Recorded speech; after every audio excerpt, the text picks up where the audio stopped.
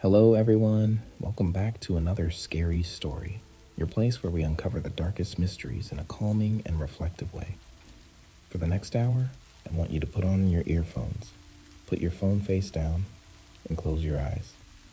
Relax and let this story take you to a world full of chills and mystery.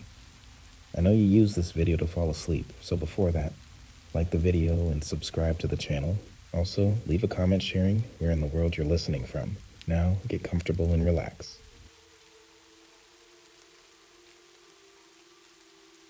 I got the job through a temp agency, late-night janitorial work. Not glamorous, but it paid. The office complex was one of those soulless corporate buildings, all glass and steel by day, cold and empty by night. They paired me with an older guy named Walter. Gruff, quiet, didn't say much unless he had to. You stick with me, do what I do, he told me on my first shift. No shortcuts, no wandering off. Seemed easy enough. That night, we were working the lower levels, clearing out trash, scrubbing down desks. The basement was last on the list. Walter muttered about how he hated it down there. Too quiet, too stale. The air smelled different, like damp concrete and old metal. We split up to clean the restrooms. I took the men's, Walter took the women's.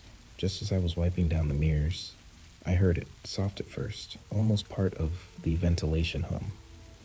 A woman crying. I froze, listening. It wasn't a distant echo or a trick of the pipes. It was close. Then a sudden, piercing scream. I dropped my rag and ran into the hallway. The sound was coming from the women's restroom. "Walter?" I called. No response. I hesitated before pushing open the door. The air was thick, humid, wrong. A woman stood near the sink, sobbing. Her shoulders trembled. Her arms hugged herself tightly. Her clothes were torn, and she gasped between cries, barely able to breathe. "Are you okay?" I asked, my voice small in the tiled space. Her head snapped up, tear-streaked face, eyes wide with terror. "He's in the stall," she choked out. "He grabbed me." A heavy silence settled over us. My skin went cold. Before I could react, the faucets behind her turned on all at once. Water blasted from every sink, the mirror fogging up in seconds. The woman shrieked and bolted past me, shoving me aside as she fled. Walter appeared in the doorway, his brows furrowed. "What the hell's going on?" I turned to the stalls. Only one was closed. My heart pounded. I stepped forward, then crouched to peer under the door. No feet. Swallowing hard, I nudged the stall door. It creaked open slowly, empty. I exhaled sharply, forcing a chuckle. "What the hell?" Walter crossed his arms. "You gonna tell me why you're making a racket?" "There was a woman," I said, crying. "She said someone grabbed her in here." Walter's face didn't change. "You sure about that?" I gestured at the sinks, still running full blast. "You didn't see her run past you?" His expression darkened. "Charlie," he said slowly, "I didn't see anyone." The water shut off all at once. A deep, suffocating silence followed. I turned to Walter. He was watching me carefully. "You and I are the only ones here," he said. The silence stretched between us, thick and unnatural. My pulse pounded in my ears, but I forced myself to stay still, to breathe. Walter stood in the doorway, his weathered face unreadable. "You didn't see her?" My voice came out weak, like I was asking permission to believe my own eyes. Walter exhaled through his nose, then stepped inside the restroom. The smell of wet concrete mixed with something metallic, something off. He glanced at the still dripping sinks, then at the stall door, swinging slightly from where I had pushed it open. He reached out and stopped it with his fingertips. "There's no one here, Charlie," he said, his voice flat. I felt lightheaded.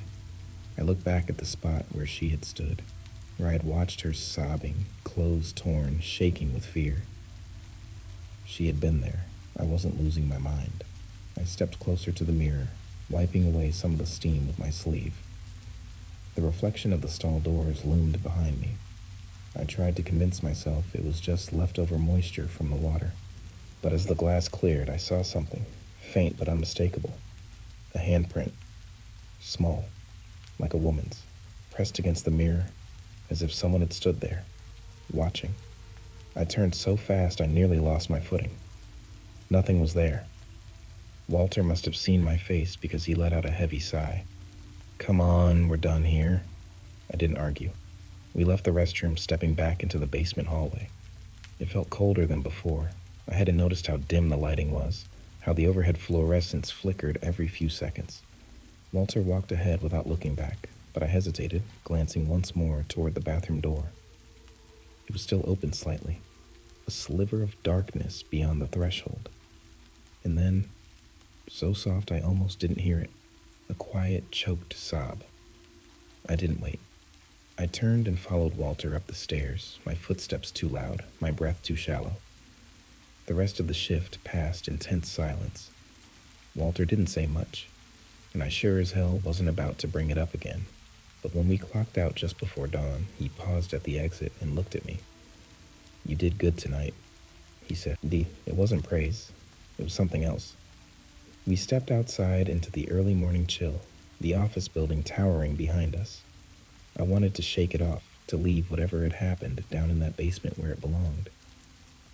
But as we walked toward the parking lot, I glanced back one last time. In one of the basement windows, behind the glass, a figure stood in the shadows, watching. I barely slept that morning. Every time I closed my eyes, I saw the woman in the mirror, her reflection blurred by steam, her face twisted in fear. I kept telling myself there had to be a rational explanation. Maybe stress was getting to me. Maybe the late nights and the fluorescent lights were playing tricks on my eyes.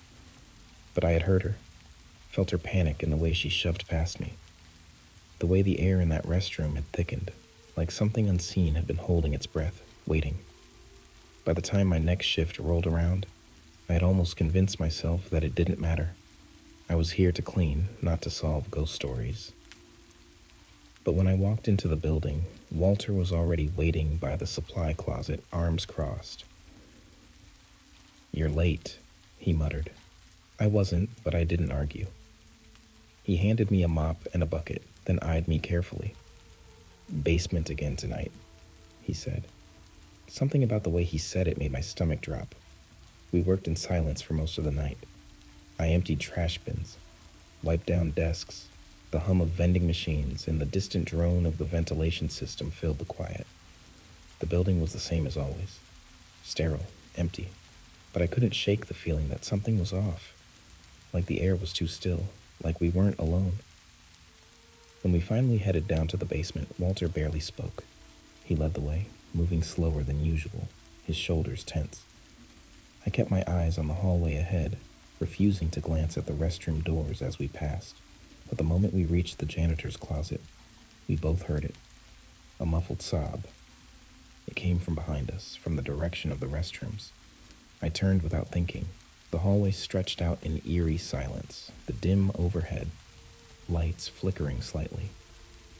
The women's restroom door was ajar, just enough to reveal a sliver of darkness beyond. Walter swore under his breath. "Leave it," he said, yanking open the closet and grabbing a mop. I hesitated. The sound had been real as the scream last night. "She might need help," I said. Walter slammed the closet shut harder than necessary. "No one's down here, Charlie," I swallowed. Then what the hell was that? Walter exhaled through his nose, staring at the restroom door. For a long moment, I thought he was going to ignore me. But then, to my surprise, he sighed and gestured for me to follow. We stepped toward the bathroom. The closer we got, the colder the air felt. Not normal cold. Deep, bone-aching cold, like stepping into a freezer. Walter pushed the door open. The restroom was empty, just rows of silent stalls, mirrors reflecting our uncertain faces. But the floor was wet. Not just damp from a leak or a spill, soaked as if someone had dumped buckets of water everywhere. The smell of stagnant water filled my nose. Walter muttered something under his breath and stepped inside, his boots splashing in the puddles. He crouched near one of the drains, running his fingers through the water. He brought his hand up, sniffed, then made a face. "This ain't just water," he said. I frowned. "What do you mean?" But before he could answer, the stall door at the end of the row creaked open. Slowly, hinges groaning. Walter and I both turned at the same time. The stall stood open now, revealing nothing but an empty toilet and more stagnant water pooling around the base. But something was wrong. The air felt thick again, and then, from the depths of the open stall, I heard it. A wet, gurgling breath. I stumbled back, nearly slipping on the wet floor. Walter was already moving, grabbing my arm, yanking me toward the door. The moment we crossed the threshold, the bathroom lights flickered violently. A loud asterisk bang asterisk echoed from inside, like a stall slamming shut with incredible force. Then silence. We didn't speak. As we rushed down the hall, our footsteps squelching from the water clinging to our shoes. At the stairwell, Walter finally stopped. His face was pale, his breathing unsteady. He looked at me, jaw tight. "You wanted to know what that was?" he said. I nodded, still shaking. He wiped his hands on his shirt and then stared at the floor. "Years ago," he said quietly, "a woman was murdered in that restroom." I swallowed hard, waiting. They never found the guy who did it, but they say she drowned. A chill crawled up my spine. "Drowned?" Walter nodded. His face was grim. "In a stall." He said, "with no water." I didn't go back to the basement for the rest of the shift. Neither did Walter. We finished cleaning the upper floors in silence, but every so often I caught him glancing at me like he was waiting for me to say something. Maybe he thought I was going to quit. Maybe he was hoping I would. But I couldn't let it go. Long after the office lights had been switched off and the hallways had been emptied of life, my mind kept circling back to the restroom, the water on the floor, the breath in the stall, the overwhelming feeling that something had been there, with us. And the worst part? I had heard it again when we left. A single gasping breath, just as the door swung shut behind us. By the time we clocked out, dawn was creeping over the city skyline, turning the glass towers gold and pink. Walter didn't say goodbye. He just gave me one last look before walking off toward his truck, as if he knew I wasn't done with this. And I wasn't. I should have gone home. I should have let it go, shoved it down with every other thing in life that didn't make sense. But instead, I lingered. The office building loomed behind me, cold and impassive in the morning light. I stood in the parking lot, staring at the dark basement windows. The memory of that figure, just a shape in the shadows, sent a chill through me. I had to know. I turned back, walking briskly toward the side of the building where the employee entrance was. I still had my badge. Technically, I was off the clock, but no one would question a janitor coming back inside. The lobby was eerily empty, the usual daytime hum of office workers still hours away. The security guard barely looked up from his newspaper as I passed. I took the stairs down. Each step felt heavier, as if something was pressing against me, trying to slow me down. The deeper I went, the colder the air became. By the time I reached the basement, my breath was visible. The hallway stretched out ahead, the doors to the restrooms at the far end. I hesitated. The rational part of me screamed to turn around, to leave it alone. But something deeper, something darker, pulled me forward. The women's restroom door was still slightly ajar. I reached for it, my fingers numb from the cold. The moment I touched it, the lights flickered. Not the slow, dying glow of faulty bulbs. A sharp, violent snap asterisk of darkness, like the building itself had been plunged into some deeper void. Then, water, rushing, gushing. The sound of it filled my ears, drowning out everything else. I could feel it moving, swirling at my feet, seeping into my shoes. And underneath it all, a whisper. Not words, just breath. Slow, ragged gasps. I stumbled back, my heart hammering. The door swung inward on its own, revealing the restroom beyond. Flooded. The floor was covered in water, deep enough to reflect the ceiling. The stalls stood open, dark and empty, but one at the far end remained closed. A quiet drip echoed through the room. I didn't move. I couldn't. Then, the stall door began to bulge not open. It pushed outward, like something inside was pressing against it, fighting to get out. The metal groaned, bending unnaturally, the hinges creaking under the pressure. A single wet handprint appeared on the door. Then another and another, too many fingers. The stall door slammed open, hitting the wall with a sickening crack. The water asterisk rushed asterisk toward me, and in it, a figure, not standing, asterisk floating, asterisk, a woman, her body bloated and twisted, her eyes wide and unseeing. Her mouth hung open, jaw unhinged, a terrible gurgling sound escaping her throat. Her hands reached forward, fingers twitching. I tried to move, to run, but the water pulled at me, asterisk, dragging asterisk me toward her. My foot slipped, and I hit the ground hard, the icy water swallowing me.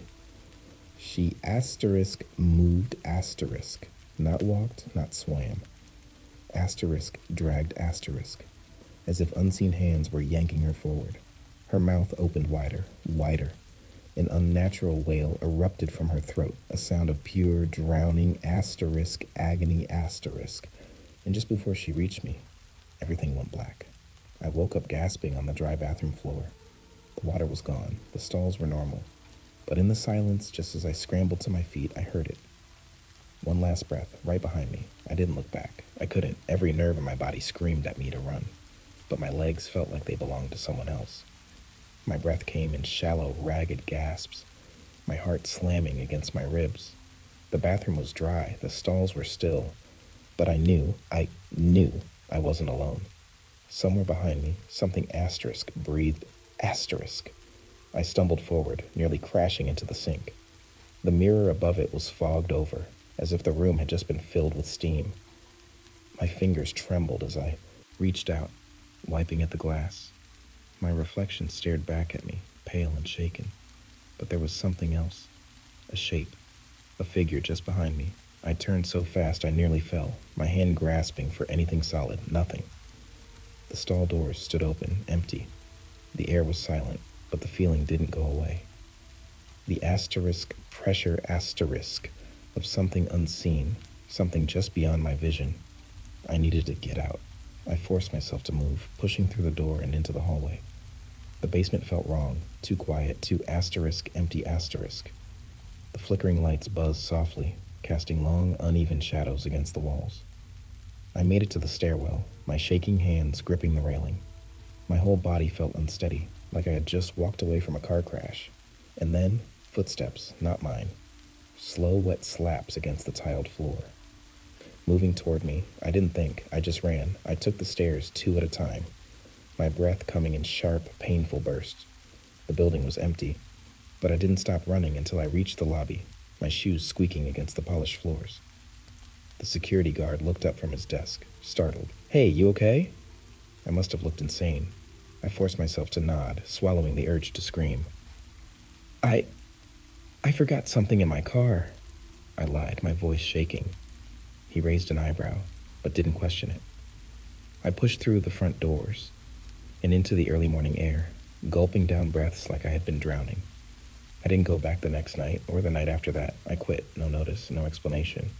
Just a call to the temp agency saying I wasn't coming in. Walter never reached out. Maybe he understood. Maybe he had been expecting it. For weeks, I tried to convince myself it was all in my head. That exhaustion and the graveyard shift had messed with my mind, but I couldn't forget the feeling of something asterisk, pulling asterisk at me in that flooded restroom. The sound of breath that wasn't mine. The figure watching me from the basement window that first night. I started avoiding that part of town altogether. But some nights, when the air is damp and the world is too quiet, I swear I hear it again. A choked, gasping breath, like someone drowning, right behind me.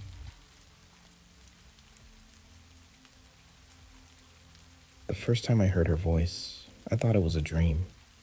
A whisper, soft and distant, slipping through the cracks of sleep. A name. Mine. I woke up gasping, drenched in sweat, my heart hammering against my ribs. My room was silent except for the rhythmic ticking of my bedside clock. The kind of silence that felt unnatural. Asterisk, forced asterisk.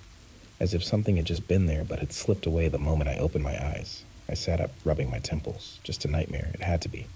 but the feeling it left behind clung to me like damp air after a storm.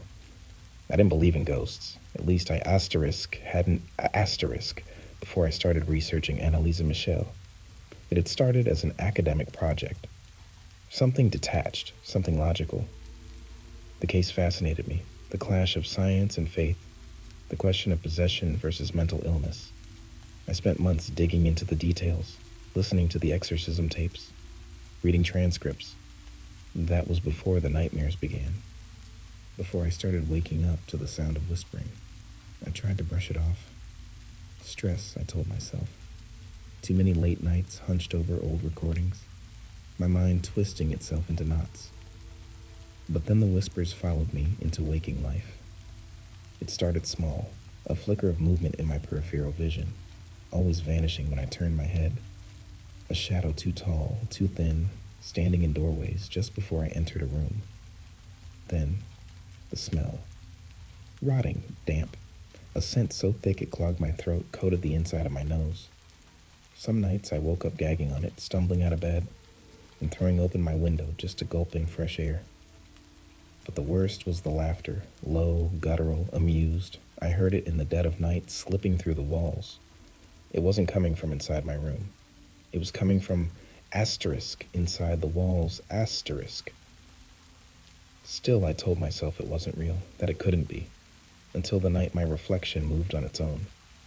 I was in the bathroom, splashing cold water on my face. I looked up, expecting to see my own exhausted eyes staring back. Instead, I saw asterisk, her asterisk, Annalisa, or something wearing her face. Her mouth twisted into something that might have been a smile, but there was nothing human behind it. Her lips moved, but the only sound was a wet, choking gasp. I stumbled back, knocking over a glass. It shattered against the tile. When I looked up again, the reflection was normal. Just me, staring at my own terrified face. I barely slept after that. The days blurred together. Reality and nightmare tangled too tightly to separate. I stopped answering my phone, stopped leaving the house. I knew I was slipping, losing myself in something I didn't understand. But I couldn't stop, because she wouldn't let me. Every night the whispers grew louder, the smell thickened, the laughter pressed against the edges of my mind. And every night, my reflection moved I started to wonder if this was what Annalisa had felt, if this was how it had started for her too. Then came the scratches, not on my skin, on my walls, long, deep gashes carved into the plaster while I slept. They appeared in groups of 3. Father, Son, Holy Spirit. I tried to leave. I packed a bag, booked a hotel across town. I made it as far as my front door, before my body locked up. I couldn't move, couldn't lift my foot. It felt like unseen hands were gripping my arms, my shoulders, my throat. My vision swam, the edges darkening. I tried to scream, but no sound came out. Then, close to my ear, Du bist mine. You are mine. I don't remember collapsing, just the feeling of falling, of the ground rushing up to meet me. When I woke up, I was still in my apartment. The packed bag sat by the door, untouched. The air was thick with that putrid, rotting scent. I didn't try to leave again. I don't know how this ends. I don't know if it does end. Some nights I wake up to the sound of her voice, right next to my ear. I don't understand the words, but I don't have to. I know what she's saying. And I know that one night I won't wake up at all. The apartment didn't feel like mine anymore. Something had settled into the walls, into the air, into me. I could feel it lurking just beneath the surface, waiting for the right moment to make itself known. Every time I closed my eyes, I saw the twisted version of Annalisa, her face contorted in something between agony and amusement. I stopped turning off the lights at night. Sleep came in brief, uneasy bursts. I'd wake up gasping, my body stiff with the sensation of unseen hands pressing against my chest. My phone rang constantly, friends, family, worried voices asking why I had disappeared. I ignored them all. Not because I wanted to, but because I couldn't tell them the truth. How could I explain that something was asterisk, in here asterisk, with me? That I wasn't alone even when the apartment was silent? That I could feel her breathing when I lay still enough? I spent my nights curled up on the couch, staring at the front door, telling myself that as long as I didn't move, as long as I didn't asterisk acknowledge her asterisk, I would be safe. But the thing about darkness is that it asterisk waits asterisk, and eventually it always reaches you. The first time she spoke to me while I was awake, I was in the kitchen. The faucet dripped, the slow, rhythmic sound filling the silence. I was staring at the counter, lost in a fog of exhaustion, when I felt it. A presence behind me, not just the feeling of being watched. This was asterisk, heavier asterisk, thicker, like something was breathing against the back of my neck. I didn't turn around. I asterisk couldn't asterisk. Then, in a voice that wasn't quite hers but wasn't entirely inhuman, Du kannst nicht entkommen. Asterisk. You can't escape. The air turned frigid. My breath came out in pale wisps, curling in front of me like smoke. My fingers dug into the countertop. I willed myself not to react, not to show fear. But she knew. She asterisk, always asterisk, knew. The whispering started again that night, a chorus of voices layered over one another, speaking in tongues I didn't understand. Some high-pitched and frantic, others slow and guttural. And then, beneath it all, a sound like asterisk teeth grinding together asterisk. I pressed my hands over my ears, but it didn't help. The noise wasn't coming from the apartment. It was coming from asterisk inside my head asterisk. The next morning, I found scratches on my arms. 3 long, thin lines down each forearm, as if something had been tracing its fingers over my skin while I slept. I didn't remember falling asleep. I didn't remember dreaming asterisk. I tried to research more about Annalisa, desperate for answers, but every website, every article started asterisk blurring asterisk. The words warped, letters twisting into symbols that made no sense. I rubbed my eyes, tried again. The screen flickered, then, just for a second, her face, reflected in the screen, right over my shoulder. I knocked the laptop off the table. My breath came in sharp, panicked gasps. My whole body trembled as I reached for it, forcing myself to look again. Nothing? Just the empty room, just me. That's what scared me most, because I knew, deep in my bones, that I asterisk wasn't asterisk alone. And I never would be again. I stopped sleeping altogether. Every time I closed my eyes, she was asterisk, their asterisk. Whispering, watching, waiting. My body was shutting down. I felt it, the heaviness in my limbs, the slow, creeping numbness in my thoughts. I had gone days without rest, without eating anything more than dry crackers and sips of water. The mirrors in my apartment reflected a stranger, someone hollowed out, eyes sunken, skin pale, and stretched too thin over bone. But I couldn't stop. Not now. Not when I knew what she wanted. It wasn't just to haunt me. It wasn't just to scare me. She wanted asterisk in asterisk. The air in the apartment had changed. It was heavier, thicker, like walking through water. My ears popped constantly, like the pressure around me was shifting, tightening, and the smell. Rot. Thick, pungent, clinging to the walls, the furniture, and my clothes. I'd scrubbed every inch of the apartment, taken out the trash, bleached the floors.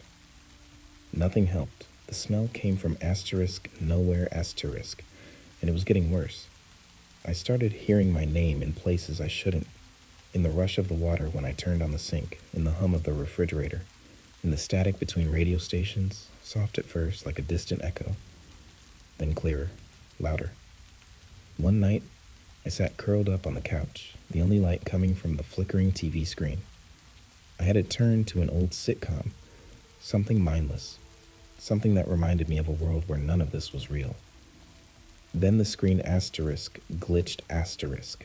The picture warped, the sound cut out, and in the silence, Komm zu mir. Asterisk, come to me. The voice didn't come from the TV. It came from behind me. I didn't move. I couldn't move. Asterisk. Something shifted in my peripheral vision. A slow, deliberate tape movement. A shadow stretching along the floor, growing, unfurling toward me. I forced myself to breathe. My fingers dug into the fabric of the couch. She was behind me. I felt the cold, damp air against my neck, the smell of rot growing stronger. Then, asterisk, something touched my shoulder, asterisk. Not a hand, not fingers. Something asterisk, wrong, asterisk. A weight that pressed down, ice cold, as if something was trying to asterisk, pull me backward, asterisk.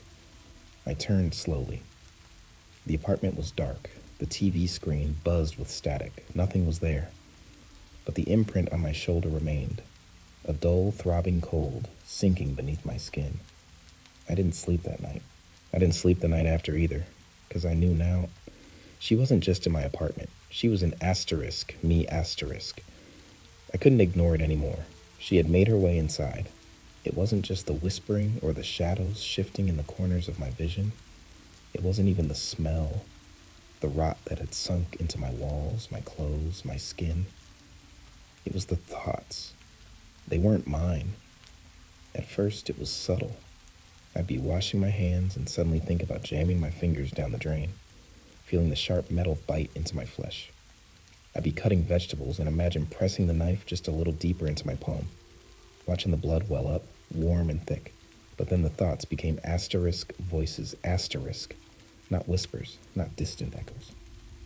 Asterisk, her, asterisk, speaking to me, like she'd always been there, like she had always asterisk, belonged asterisk, inside my head.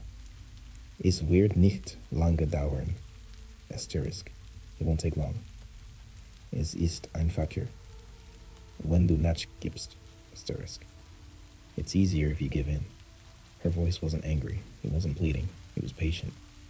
I stopped leaving my apartment. The outside world felt asterisk, thin asterisk, like if I stepped too far from the walls she had claimed, I would lose myself completely. But I couldn't stay here forever. Something was asterisk going to happen, asterisk. I could feel it, the way the air buzzed with something unseen, something waiting, the final push. I stayed awake for 3 days straight, forcing my body to keep moving. But exhaustion was a powerful thing. No matter how much I fought it, my body was shutting down. And she asterisk knew asterisk, because when I finally collapsed onto the couch, when my body betrayed me and sleep finally dragged me under, she asterisk took me asterisk.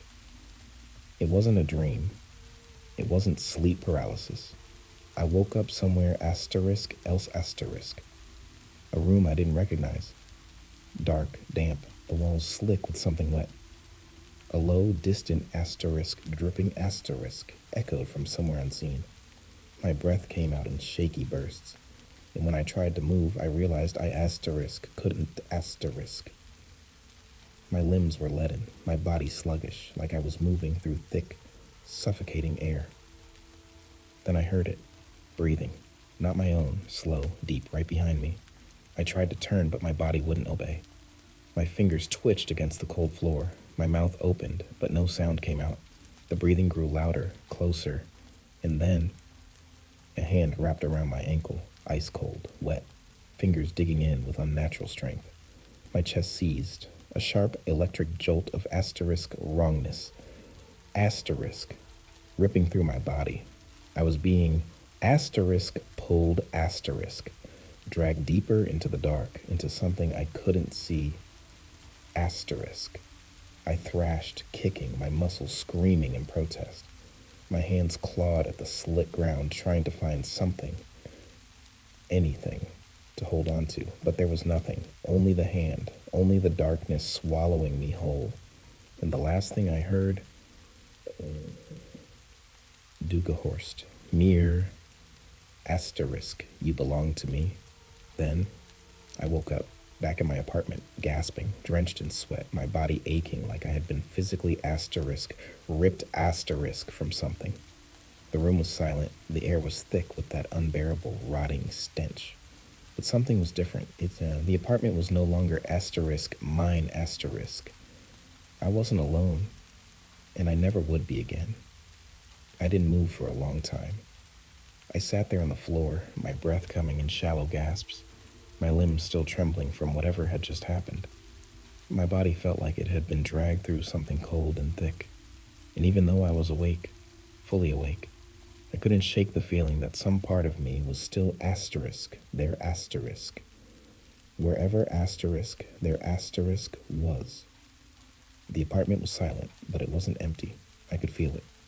The pressure in the air, the weight in the room, the way the shadows stretched just a little too far. Something had shifted. Something had changed asterisk. And then I heard the laughter. Soft at first. A whisper of amusement curling through the air. Like smoke, then deeper, thicker. Coming from asterisk inside me. Asterisk.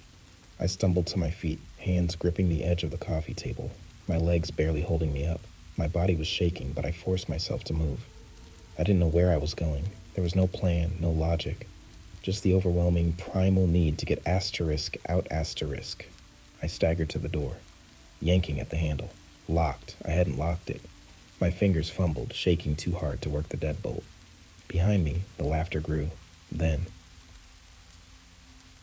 Lauf, when du willst, asterisk, run if you want. It came from the reflection in the window. I turned. She was standing there, not in the room, not in the flesh, but in the glass. Her face was wrong, stretched and warped like a figure beneath the surface of dark water.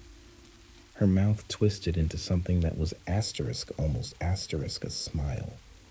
Then asterisk, she moved asterisk. Not the way reflections move, not with me, on her own.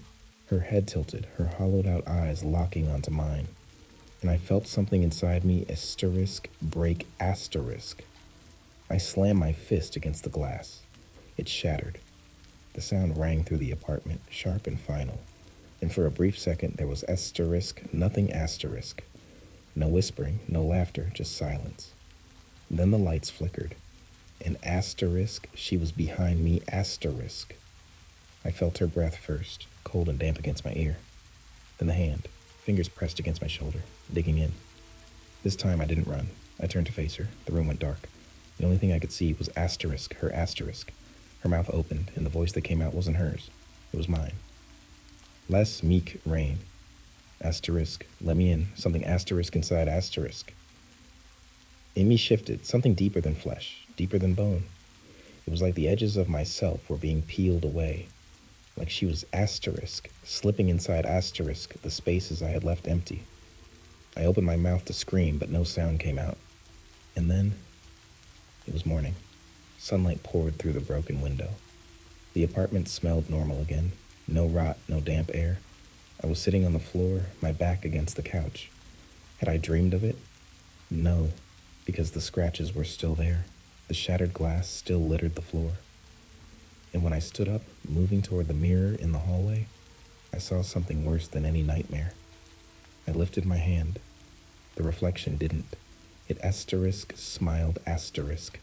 A slow, knowing smile, and then in a voice that sounded just like mine. Oh. Jetzt gehorst du mir. Asterisk. Now you belong to me.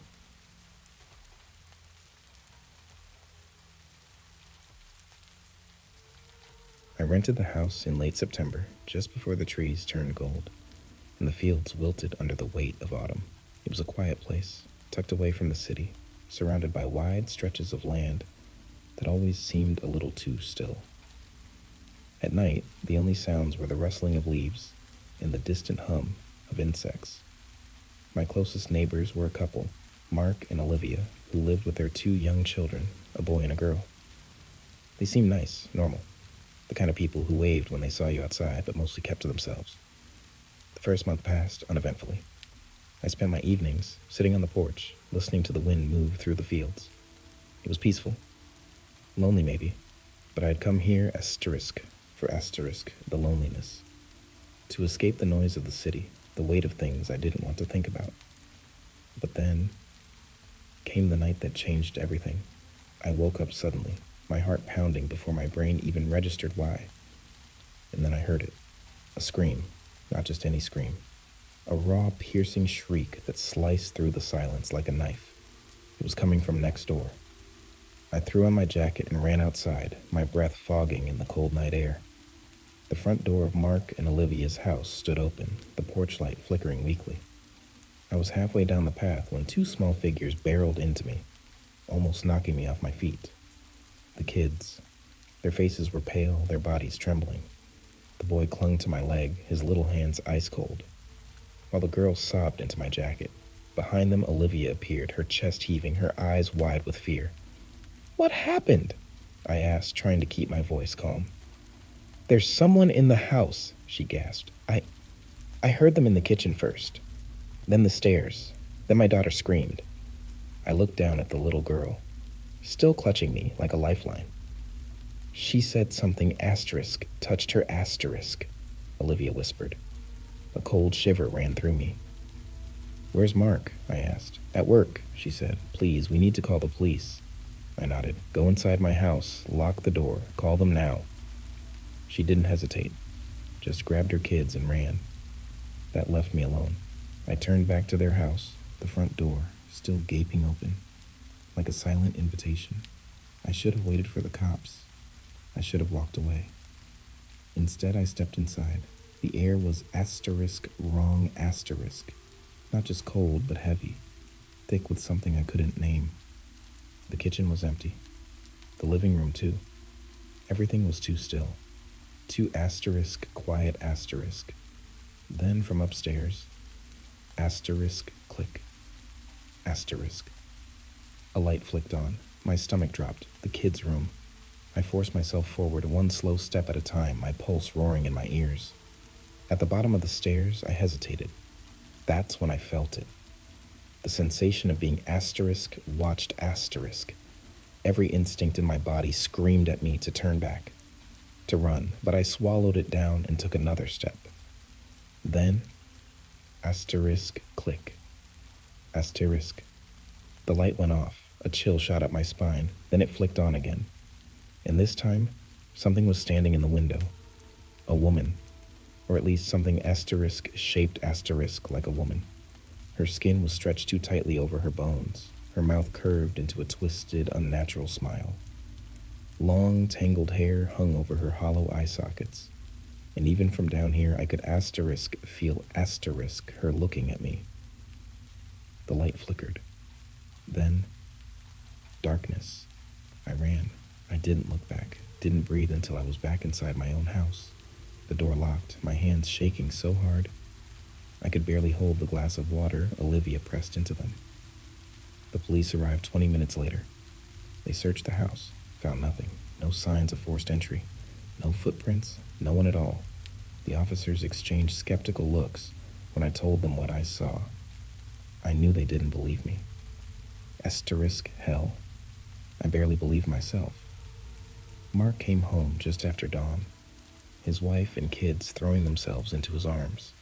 I watched from my window as they went back inside.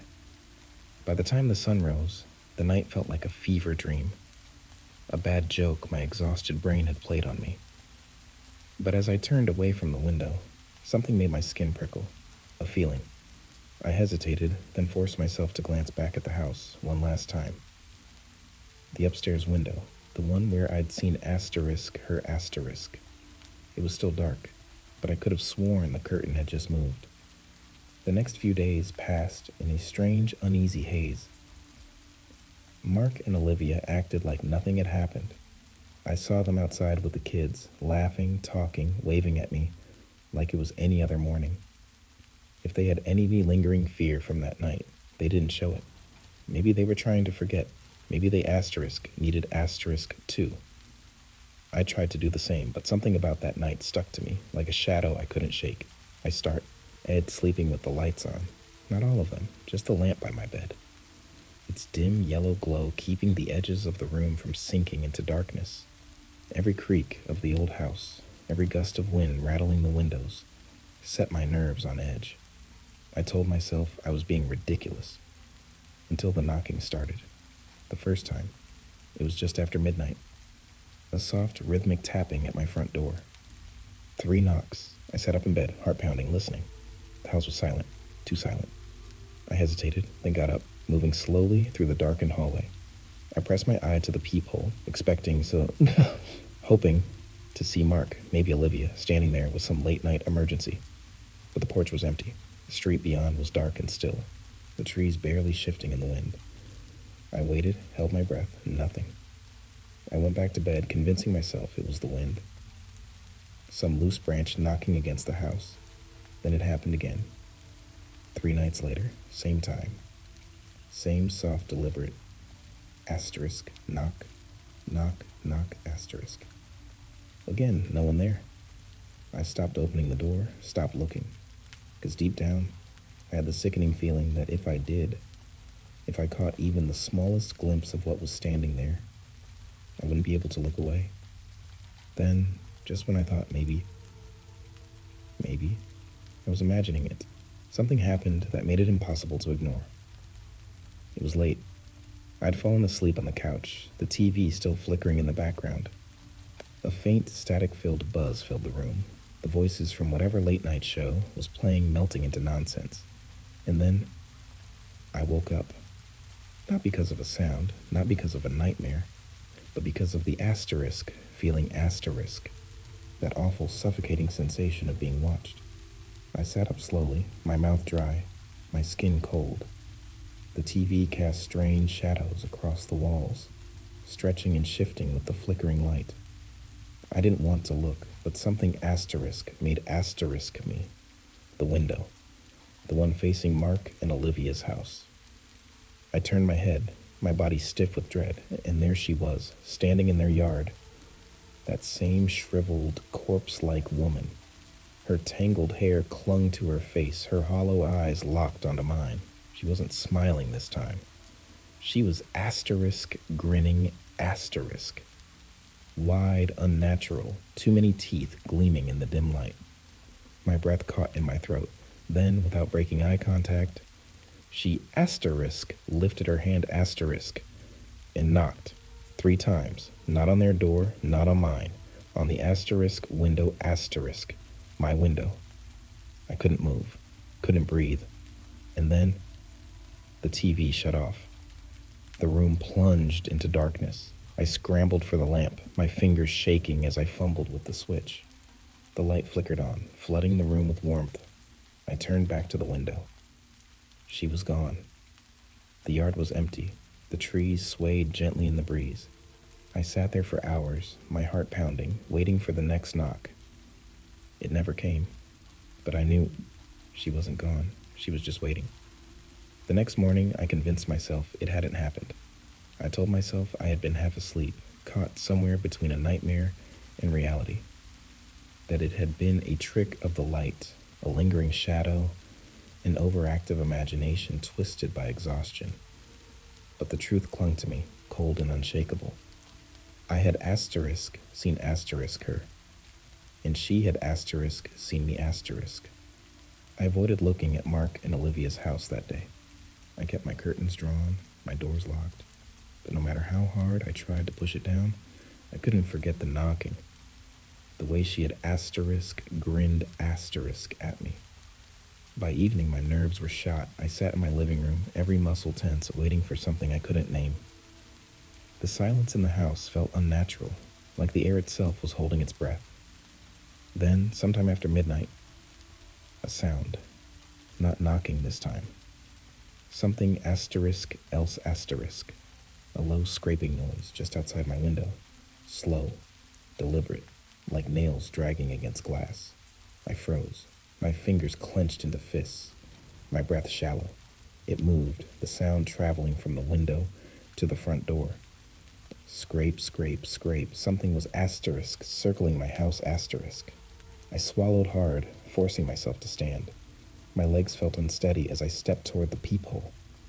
The hallway stretched out in front of me, dark and unfamiliar, like it didn't belong to me anymore.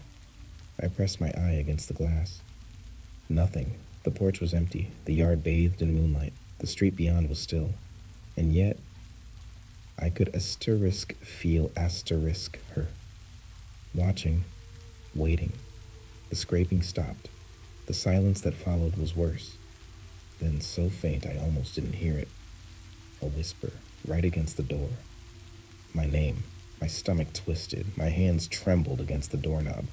I shouldn't open it. I new I shouldn't open it, but some terrible, intrusive part of me wanted to I forced myself to step back, away from the door, away from whatever was on the other side. I turned toward the window, heart hammering, fingers twitching at my sides. The curtains were drawn, but there was a shadow behind them. A shape, tall, tall. I stopped breathing. The shadow shifted and then knock, knock, knock, right against the glass. I stumbled back, nearly tripping over the coffee table. My mind screamed for me to run, to get out, to leave but my body wouldn't move. Slowly, too slowly, I reached for the curtain. My fingers brushed against the fabric, hesitated, then in one swift motion, I yanked it open. Nothing. The yard was empty, the window untouched, but the glass was cold freezing, as if something had been pressed against it just moments before. I stepped back, my pulse roaring in my ears. And then, from inside the house, footsteps, soft, slow, coming from the hallway. I turned. A dark figure stood at the end of the hall, not outside. Inside. My breath hitched. It was her, not a reflection, not a trick of the light. She was standing in my home. Her head tilted, her hollow eyes locking onto mine. That awful twisted grin stretched across her face. And then she took a step forward. My body refused to move.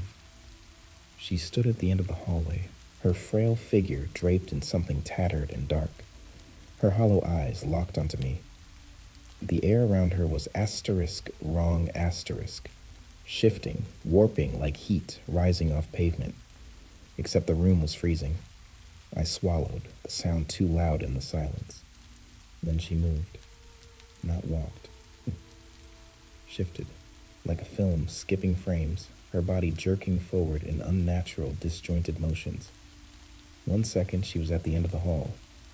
The next, she was closer. I stumbled back, nearly knocking over the lamp. My heart pounded so hard it felt like it might burst.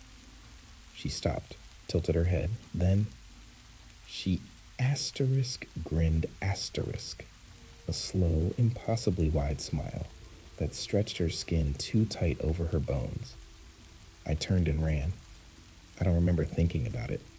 My body just reacted, pure instinct driving me. As I tore through the house, I heard her behind me, no footsteps, just the sound of air bending, of her moving in that awful broken way. I reached the front door and yanked at the lock, my fingers fumbling, slipping. The metal was ice cold beneath my skin.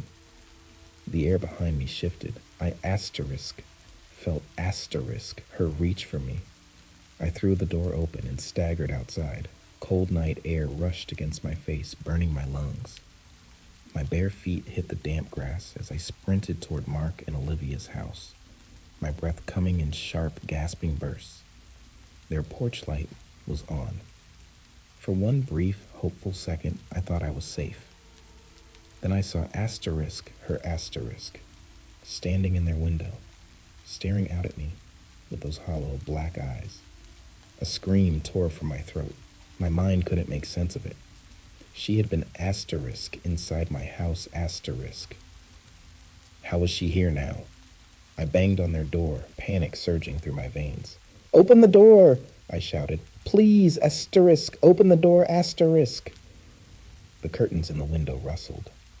A shape moved inside. Then slowly the door creaked open. Mark stood there, his face pale, his eyes hollow, like he hadn't slept in weeks, like he knew She's here, Mark, I choked out.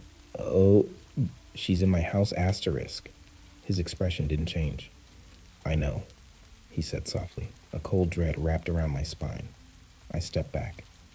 You no He swallowed, his Adam's apple bobbing. Go home. What? Go home, he repeated, his voice flat, empty. She chooses who sees her. And once you do, he hesitated. His gaze flickered to something behind me. I turned instinctively. Nothing was there. When I looked back at him, his face had changed. His eyes had darkened, his mouth set in something unreadable. "She won't stop," he whispered. "You understand that, don't you?" I felt like I was going to be sick. From inside the house, Olivia's voice floated through the dim light. "Close the door, Mark." He didn't move for a long time, just stared at me with something almost like pity asterisk. Then he shut the door. I stood there, shaking. My breath came in sharp bursts, my mind racing. They knew asterisk. They had asterisk, always asterisk, known. I turned slowly, staring at my own house. The door still hung open, darkness spilling from inside. Something shifted in the shadows beyond the threshold. Waiting. I wanted to run, to leave, to asterisk, never come back asterisk. But deep down, I already knew the truth. I wasn't going anywhere. Not now, not ever.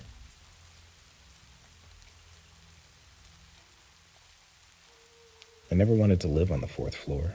It wasn't just the stories, though there were plenty. Whispers passed between students late at night, half joking, half afraid. The screams, the footsteps, the doors that wouldn't stay shut. No one wanted to be assigned to that floor. But housing was tight that year, and by the time I got my dorm assignment, there was no choice left. Room 407, right at the end of the hall, right next to asterisk, her asterisk room. The first night, I lay awake in bed, staring at the ceiling. The air felt too warm, too heavy. My roommate, Clara, was already asleep, her soft breathing the only sound in the room. I closed my eyes, and then a scream. Distant, faint. I sat up, my heart hammering. Clara stirred. "What?" she mumbled, her voice thick with sleep. I listened. The room was silent again. Just the hum of the old radiator, the occasional creak of the building settling. "Nothing," I whispered. "Go back to sleep." I lay back down, but the unease stayed with me. The next morning, I asked a girl in my literature class if she had heard anything during the night. She gave me a strange look. "You're in that asterisk room, aren't you?" I frowned. "What do you mean?" She hesitated, then leaned in, lowering her voice. "People hear things up there. Screams, running. Sometimes the doors open on their own."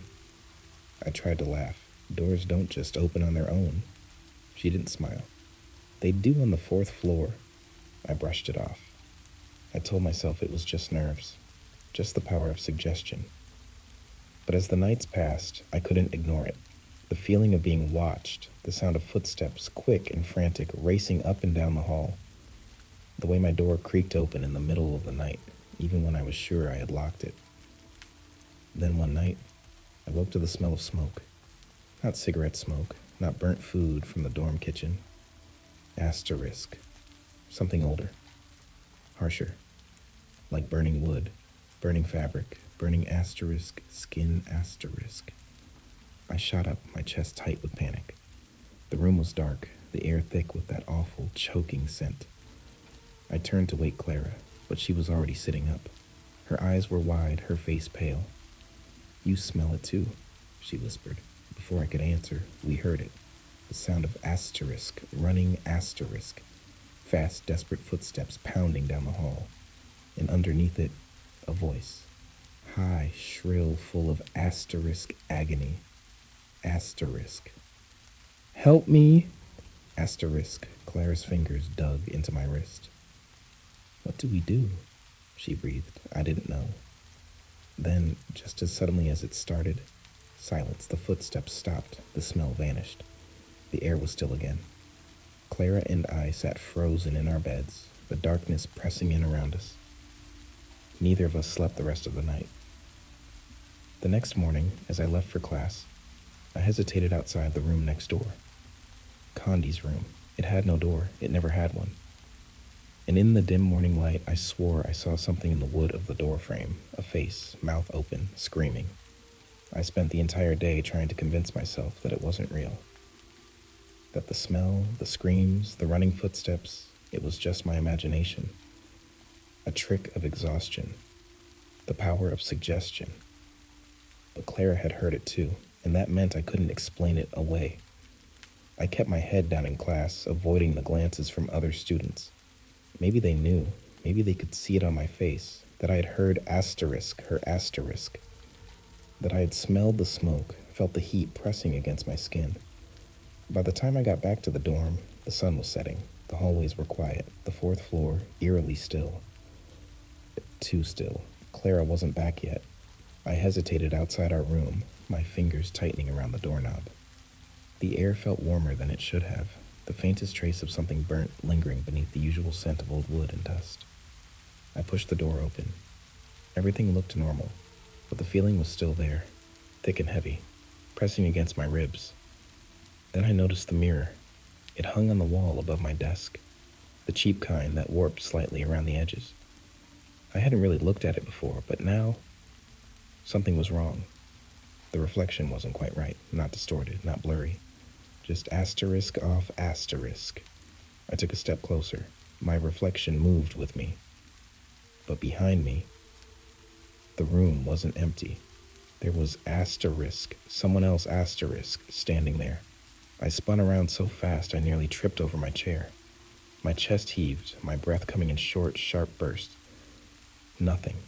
The room was empty, but when I turned back to the mirror, my stomach lurched. She was still there, not behind me anymore. Closer. Her face was burned, her skin blackened and peeling. Her mouth was twisted open in a scream that made no sound. Her eyes... There was asterisk nothing. Asterisk there. Just hollow, empty sockets. My body locked up. My mind screamed at me to move. To asterisk, run asterisk. But I couldn't. Then the lights flickered. In asterisk, she moved asterisk. Her head jerked toward me, her mouth widening. I stumbled back, slamming into the desk. The lamp crashed to the floor. The light went out completely. The darkness swallowed everything. And then a voice. Help me. Asterisk, right next to my ear. The moment the words hit my skin, the heat surged, scalding, suffocating. The smell of smoke filled my lungs, thick and choking. My throat burned, my eyes watered, my skin asterisk ached, asterisk. I gasped, my hands clawing at my neck, my chest, trying to breathe, trying to asterisk, move asterisk. The darkness flickered, a glow, orange, red, asterisk, fire, asterisk. The walls, the ceiling, asterisk. Everything was burning. Flames curled around the edges of the room, crawling toward me, licking at my feet, my legs, my nightgown. No, not mine, hers. I was an asterisk, her asterisk body. I was the one running, the one screaming, the one asterisk burning asterisk. And then I was back. The room was cold, the mirror intact, the floor bare. No fire, no smoke, no asterisk her. Asterisk. I collapsed to my knees, my whole body shaking. My breath came in ragged gasps. The air was thick with something unseen, something that pulsed against my skin. Then the door opened. Clara, but she froze in the doorway, eyes wide. "Why is it so hot in here?" she whispered. I couldn't answer. I just looked back at the mirror. And in the reflection, standing in the doorway behind Clara, Condi was smiling. I couldn't scream, I couldn't move, I just sat there on the floor. My body frozen with the terror so deep it felt like it was sinking into my bones. Clara stepped inside, letting the door swing shut behind her. She frowned. "Are you okay?" I wanted to tell her to run. I wanted to tell her not to move, not to look. But the words stuck in my throat. She followed my gaze to the mirror. Then she saw her, the burned girl in the reflection. Clara gasped, stumbling back, her hands flying to her mouth. Her eyes darted behind her, searching, but there was nothing there. Only the room, only me. But in the mirror, Candia was still there. Standing just inches behind Clara, her head tilted at an unnatural angle, her charred lips curled into that awful, knowing smile. Clara's breath came out in short, panicked bursts. "She's behind me, isn't she?" I forced myself to speak, my voice barely above a whisper. "Don't turn around." Clara's whole body tensed, the lights flickered, the air grew thick with the stench of burning fabric. Then, a soft, rasping breath that wasn't ours, right between us. The mirror fogged over, as if someone was breathing against the glass from the inside. And then a single word, whispered in that same cracked, desperate voice. Help me! Asterisk. The lights went out. The darkness swallowed us whole. I reached for Clara, grabbing onto her wrist, but she yanked away, stumbling backward. I heard a thud, a choked gasp. Then nothing. The air felt asterisk, wrong asterisk, like something unseen was moving through it, circling, waiting. I forced myself to move, my hands shaking as I fumbled for my phone. The screen lit up, casting a dim glow across the room. Clara was gone. My breath hitched. I swung the light toward the mirror. Condi was still there, but now she wasn't alone. Clara was in the reflection, standing beside her, her mouth open in a silent scream, her eyes wide with terror, her hands pressed against the inside of the glass, as if she were trapped asterisk inside asterisk, like the mirror was no longer just a reflection, like it was a asterisk door asterisk. I staggered back, shaking my head. No. I turned, looking at the room. It was empty, but I could still hear Clara's muffled screams. Coming from inside the mirror, I lunged forward, pressing my hands against the glass. It was cold, too cold, and beneath my palms, I felt something pulse. Like a heartbeat, like asterisk breathing asterisk. Clara's lips moved, forming words I couldn't hear. Condi turned her head slowly, her burned face twisting into something unreadable. She lifted a charred hand, her fingers curling against the glass. The air around me thickened, the heat surged, and then a crack. Thin, jagged lines splintered across the mirror's surface, like ice breaking beneath weight. I gasped, stumbling back. Condi smiled. The cracks spread. The glass began to asterisk, splinter asterisk. And from the other side, Clara screamed. Clara's scream ripped through me, muffled and distant, like she was screaming from deep underwater. The mirror was breaking. Thin fractures spread across the glass, branching out from where Condi's burned fingers pressed against it. The cracks shimmered in the dim light, glowing faintly, like embers deep inside a dying fire. I reached for Clara, but there was no reaching. She wasn't here. She was asterisk inside asterisk. Trapped. Condi tilted her head, watching me, her blackened lips curling at the edges, as if she were asterisk amused asterisk. The air around me was thick with heat, but my skin was covered in ice-cold sweat. The smell of burning fabric was overwhelming now, coating my throat, making it impossible to breathe. I forced myself to move. I grabbed the first thing I could find, a book from my desk, heavy and solid, and raised it high. My whole body trembled as I slammed it against the mirror. The glass asterisk shattered asterisk. A gust of air blasted through the room, a wave of unbearable heat exploding outward. I stumbled back, shielding my face as shards of glass rained down around me. The pressure in the room shifted, like something had been asterisk released asterisk. Then, silence. I blinked, my vision adjusting. The mirror was gone. Only an empty frame remained, jagged pieces still clinging to the edges, and Clara, she was on the floor. I dropped to my knees beside her, shaking her shoulders. Clara! Her eyes fluttered open, unfocused, hazy. For a moment, she just stared past me, as if she wasn't sure where she was. Then she gasped, sitting up so fast she nearly hit me. Her hands flew to her throat, her breath coming in short, choked sobs. I grabbed her wrists. It's okay. You're here. You're back. She stared at me, her expression wild. No, she whispered. No, she's asterisk, not asterisk, gone. A sharp chill crawled down my spine. What do you mean? Clara slowly lifted her hand and pointed behind me. I turned, my stomach twisting. The mirror was broken, yes, but in the largest remaining shard, Condi was still there, watching, smiling. Her burned face was closer than before, her hollow eyes locked onto mine. And then she asterisk moved asterisk, not in the reflection, not in the glass, asterisk into the room. The heat surged, the lights flickered violently. Clara screamed. And then the fire asterisk came asterisk. Flames erupted from the shattered mirror, curling up the walls, licking at the ceiling. The room was burning, burning asterisk like it had before asterisk, like it had in asterisk her asterisk final moments. I grabbed Claire's arm, yanking her toward the door. The doorknob burned my palm, searing hot, but I twisted it anyway, throwing it open. We stumbled into the hallway, gasping for breath, the fire raging behind us. The dorm was silent. No alarms, no sprinklers. As if the fire wasn't asterisk real asterisk. As if it was asterisk only for us asterisk. I turned back just in time to see Condi step through the broken mirror frame. Her body asterisk, twisted asterisk, unnatural and jerking. Like something trying to asterisk, remember asterisk. How to move. Her burned skin peeled in places, revealing raw, blackened muscle beneath. She was still burning, but she wasn't screaming anymore. She was asterisk, laughing asterisk.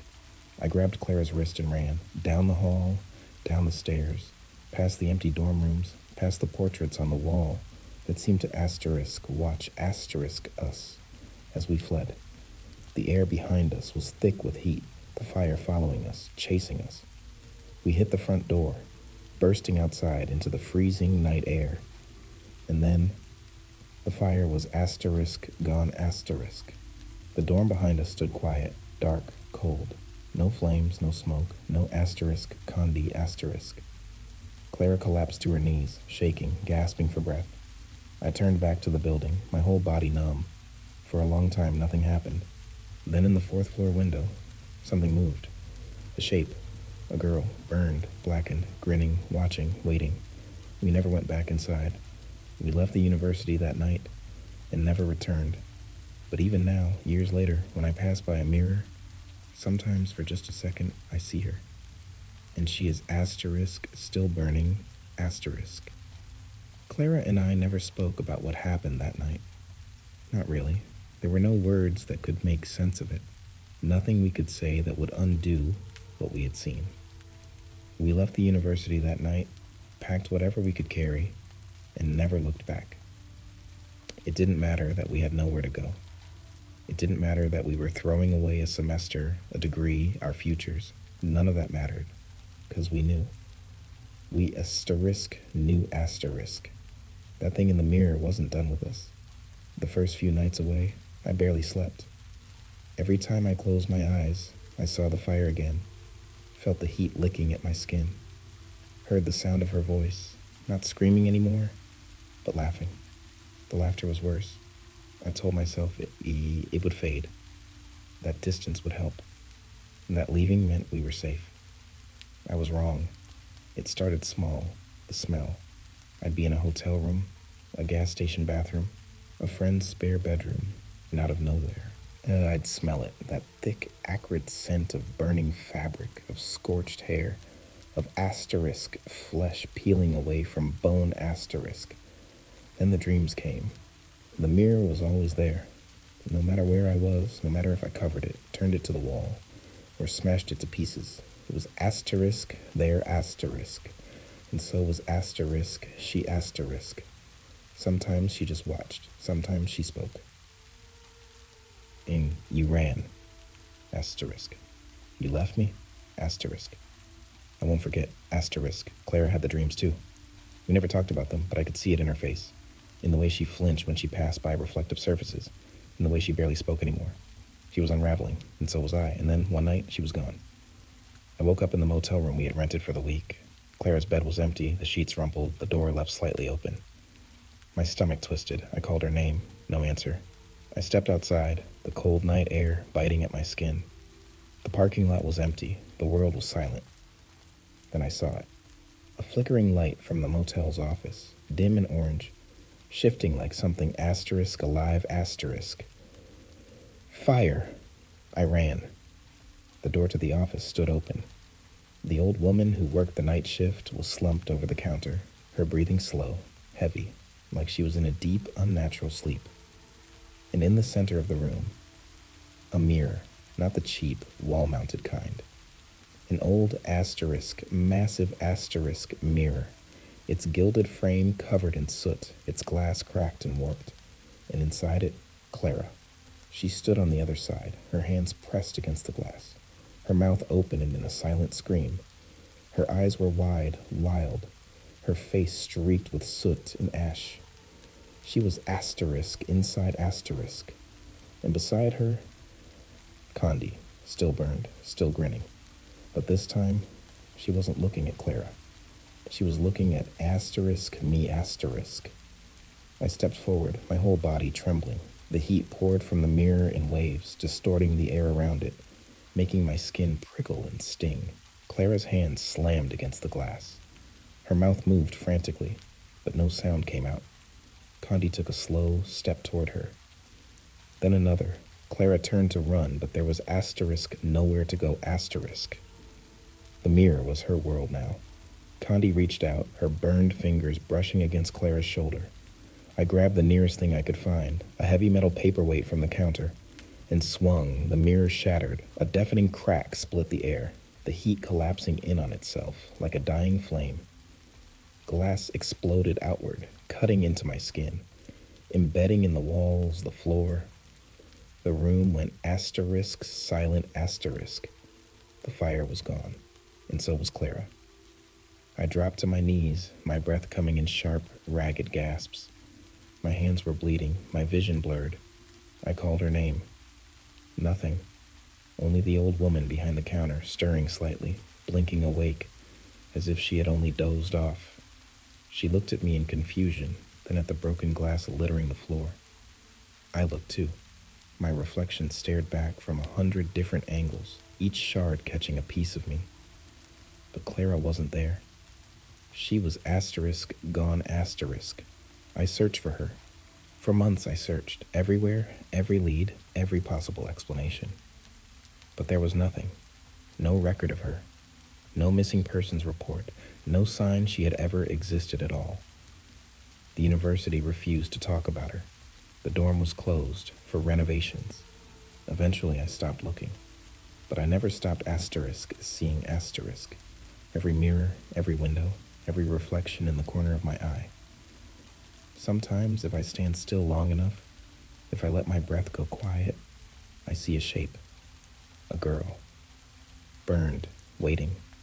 And I know, deep in my bones, in the place where fear never truly fades, one day, she'll take me too.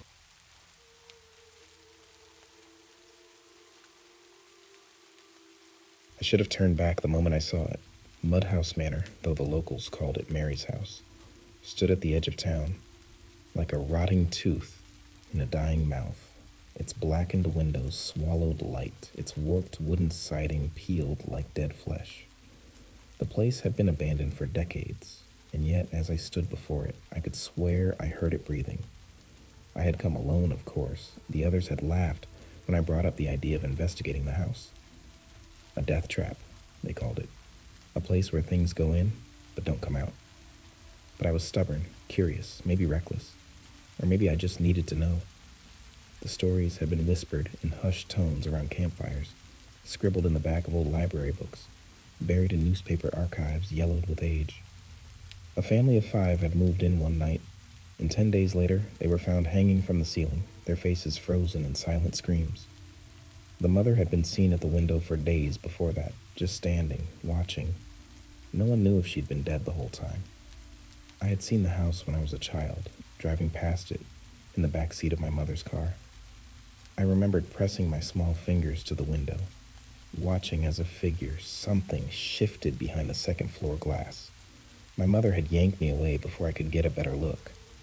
Now, as an adult, I was here to find out what was real. The old iron gate groaned in protest as I pushed it open.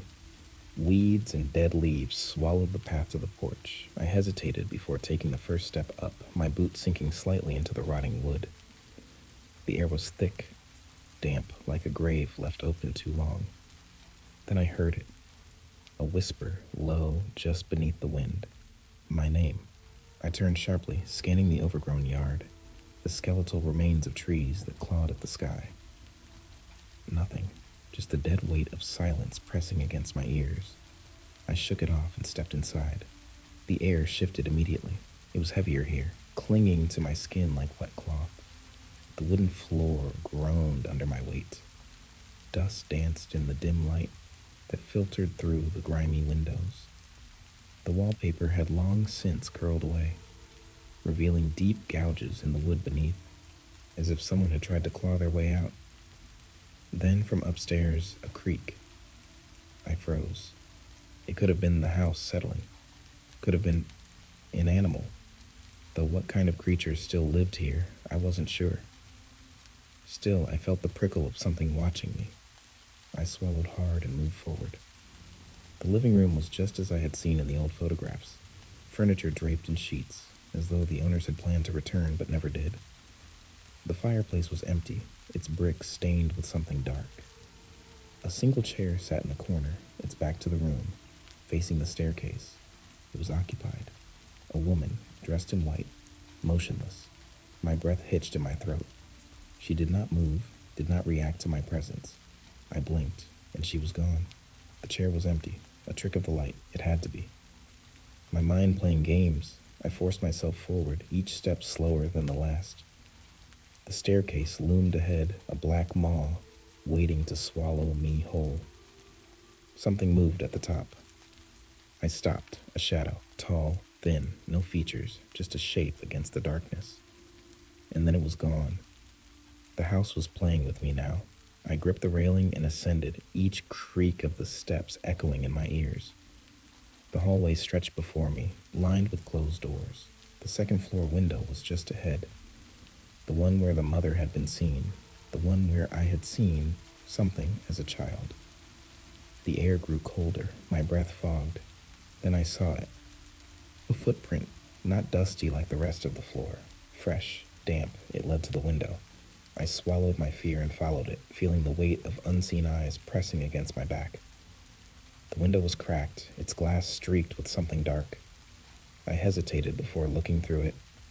Outside, the yard was empty, the town beyond, distant and indifferent, but then in the reflection. A woman, hanging from the ceiling behind me, I spun, heart slamming against my ribs. The room was empty, but the rope was still swaying. I staggered back, my breath caught in my throat. The rope hung from the ceiling, swaying gently, as if disturbed by an unseen hand. There was no body, no woman in white, just that rope creaking softly in the dead silence of the room. My pulse hammered against my skin. I wanted to tell myself it was just a trick of the light, a hallucination brought on by fear and expectation. But I knew better. The house was waking up. The floor beneath my feet felt unsteady, as if it, too, was breathing. I forced myself to move, stepping away from the window, away from the phantom presence that still clung to the air. My flashlight wavered as I turned toward the hallway, casting long, shifting shadows against the walls. A sound stopped me cold. Laughter. It was faint, distant, like it came from the deepest part of the house. A child's giggle, high-pitched and wrong, echoing through the empty halls. I turned toward the sound, even though every instinct screamed at me to leave. But something deeper, something I couldn't explain, pulled me forward. The hallway stretched long and narrow, lined with doors warped from time. The air smelled of dust, damp wood, and something metallic beneath it all. I reached the first door on my right, hesitated, then pressed my palm against the old wood. Cold. Ice cold. I turned the knob. The door groaned open to reveal a bedroom frozen in time.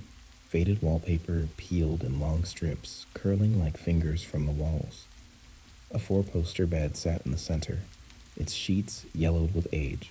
Dolls lined the shelves along the far wall, their glassy eyes staring in unison. One sat in the rocking chair by the window, its porcelain face cracked, a jagged smile splitting its lips. The laughter came again. The doll's head tilted. I stumbled back, slamming the door shut. My breath came in short, panicked gasps. I could still hear the laughter, but now it was closer. Right behind me, I spun around, my flashlight trembling in my grip. The hallway was empty, but the air was thick with something unseen, something that watched and waited. A floorboard creaked at the end of the hall. I swung the light toward the sound. A figure stood just beyond the shadows, barely visible in the dim glow, small. A child. She wore a white nightgown, Her hair long and matted, her hands hung limply at her sides, fingers twitching. Her head tilted slowly, unnaturally, like a puppet on loosened strings. Her mouth opened, but no sound came out. I couldn't move, couldn't breathe. The air had turned solid around me, pressing against my chest. Then she took a step forward, and another. Her bare feet were silent against the wooden floor. She reached for me.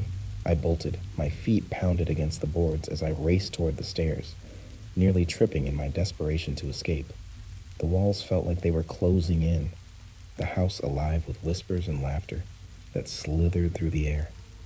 I hit the staircase, gripping the railing as I descended, skipping steps, barely keeping my balance. The front door was in sight, my way out. Then something yanked me back. I choked on a cry as an invisible force wrapped around my wrist, yanking me off balance. I crashed onto the steps, pain exploding through my ribs. Above me, the girl stood at the top of the stairs. Her head snapped to the side with a sickening crack. Her mouth opened wide, too wide, and the laughter came spilling out, a chorus of voices, hollow and hungry.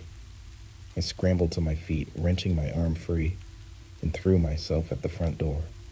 My fingers clawed at the knob, twisting, pulling. The door wouldn't budge. Behind me, the laughter stopped. Silence. I didn't dare turn around. Then, right against my ear, a whisper. "You're already inside." Asterisk. The lights flickered, and the door unlocked. I tore it open and stumbled outside, gasping in the cold night air. The moment my feet hit the overgrown grass, the house fell silent. No laughter, no whispers. But as I looked up at the second floor window, my breath turned to ice in my lungs. The woman in white was there, hanging, watching, and behind her, the girl, smiling. I ran.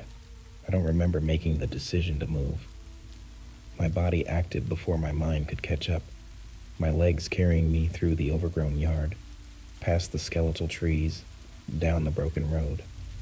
My breath was ragged, burning in my chest. Every nerve in my body screamed for me to get as far away from that house as possible. But something followed. I could feel it just beyond my vision, keeping pace with me. The air felt wrong, heavy, charged with something unseen. The night was silent except for the pounding of my footsteps, but I knew I wasn't alone. The weight of eyes pressed against me from all sides, an invisible presence just beyond reach. I didn't dare look back. The road twisted ahead, leading toward the cluster of houses at the edge of town. My car was parked there, near the old gas station. If I could just make it, if I could just reach it. A whisper brushed against my ear. "Why are you leaving?" Asterisk. I stumbled, nearly collapsing onto the pavement. My hand shot out, catching the rusted edge of a road sign. My chest heaved, my vision swam. No one was there. The road stretched empty behind me. The house stood in the distance, black and lifeless. But I knew better. I knew it was watching.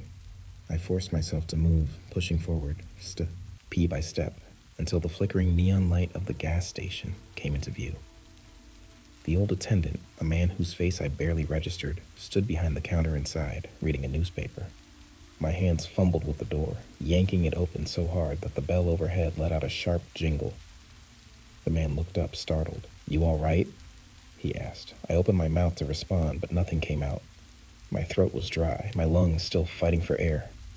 "Hey," he said softer now. "You look like you've seen a ghost." I let out a short, broken laugh. If only he knew. I glanced out the window, back toward the road, back toward the house.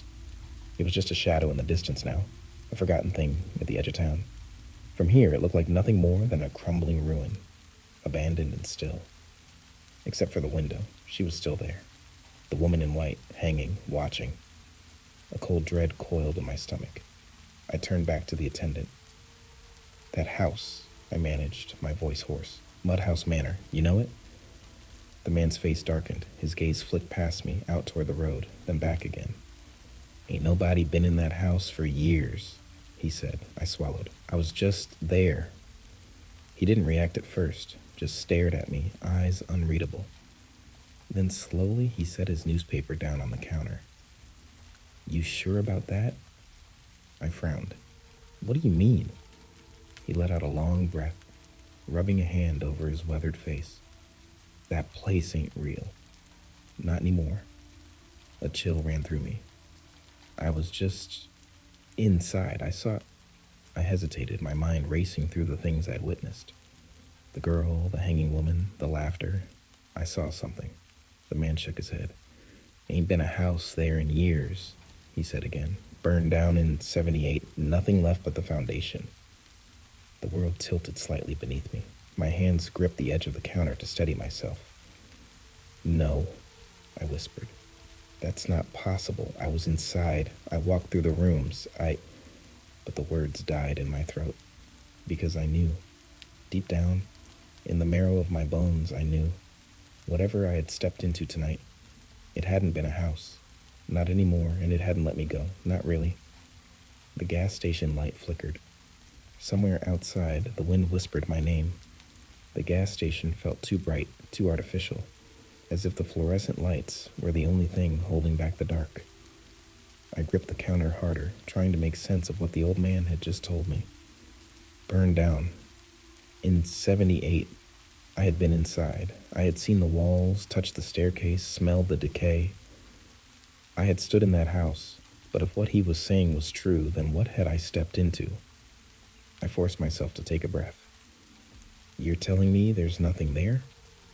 He studied me for a long moment, as if trying to decide whether to humor me or tell me to get the hell out of his store. The house was real once, he said finally. You probably heard the stories. The family that moved in and never came out, the woman in the window. Kids used to dare each other to go up there, but no one ever really did. And one night, it caught fire. Some folks say it was arson, others say it was cursed from the start. It doesn't matter. The place was gone by morning. No one rebuilt. No one wanted to. I shook my head. It didn't make sense. The house had been solid. I had felt the wood groan beneath my feet, heard the wind rattling the broken glass. The dust had clung to my skin. The laughter had... I shivered. Maybe you got turned around, the old man offered. There's nothing out there but weeds and dirt now. Maybe you just imagined... A sharp bang cut him off. We both jumped. The sound had come from outside, from the direction of my car. I turned toward the window, my pulse hammering in my ears. Something had brushed against the passenger side door. Not an animal, not the wind, something deliberate. I took a slow step back. The gas station suddenly felt too small, too exposed. The old man let out a breath. Probably just some damn kids messing around. But I could hear the hesitation in his voice. Another sound followed, a soft dragging noise, like something being pulled across pavement. The hair on the back of my neck rose. The gas station lights flickered, and for the briefest moment I saw a reflection in the glass.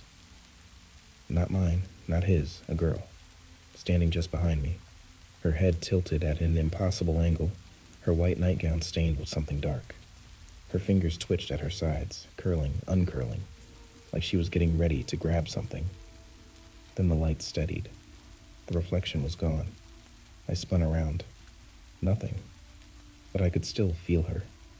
The old man must have seen something in my face because his expression hardened. You need to leave, he said quietly. Now, I swallowed, my mouth dry. I don't think it's going to let me. He stared at me for a long moment. Then, to my surprise, he reached under the counter and pulled out a set of old keys. They jingled in his hand as he tossed them to me. Motel's down the road, he said. Room 6, ain't much, but it locks. I hesitated.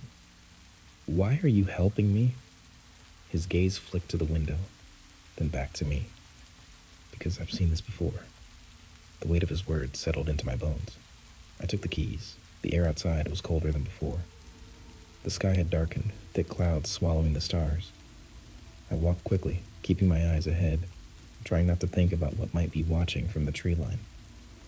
The car door was unlocked, though I didn't remember leaving it that way.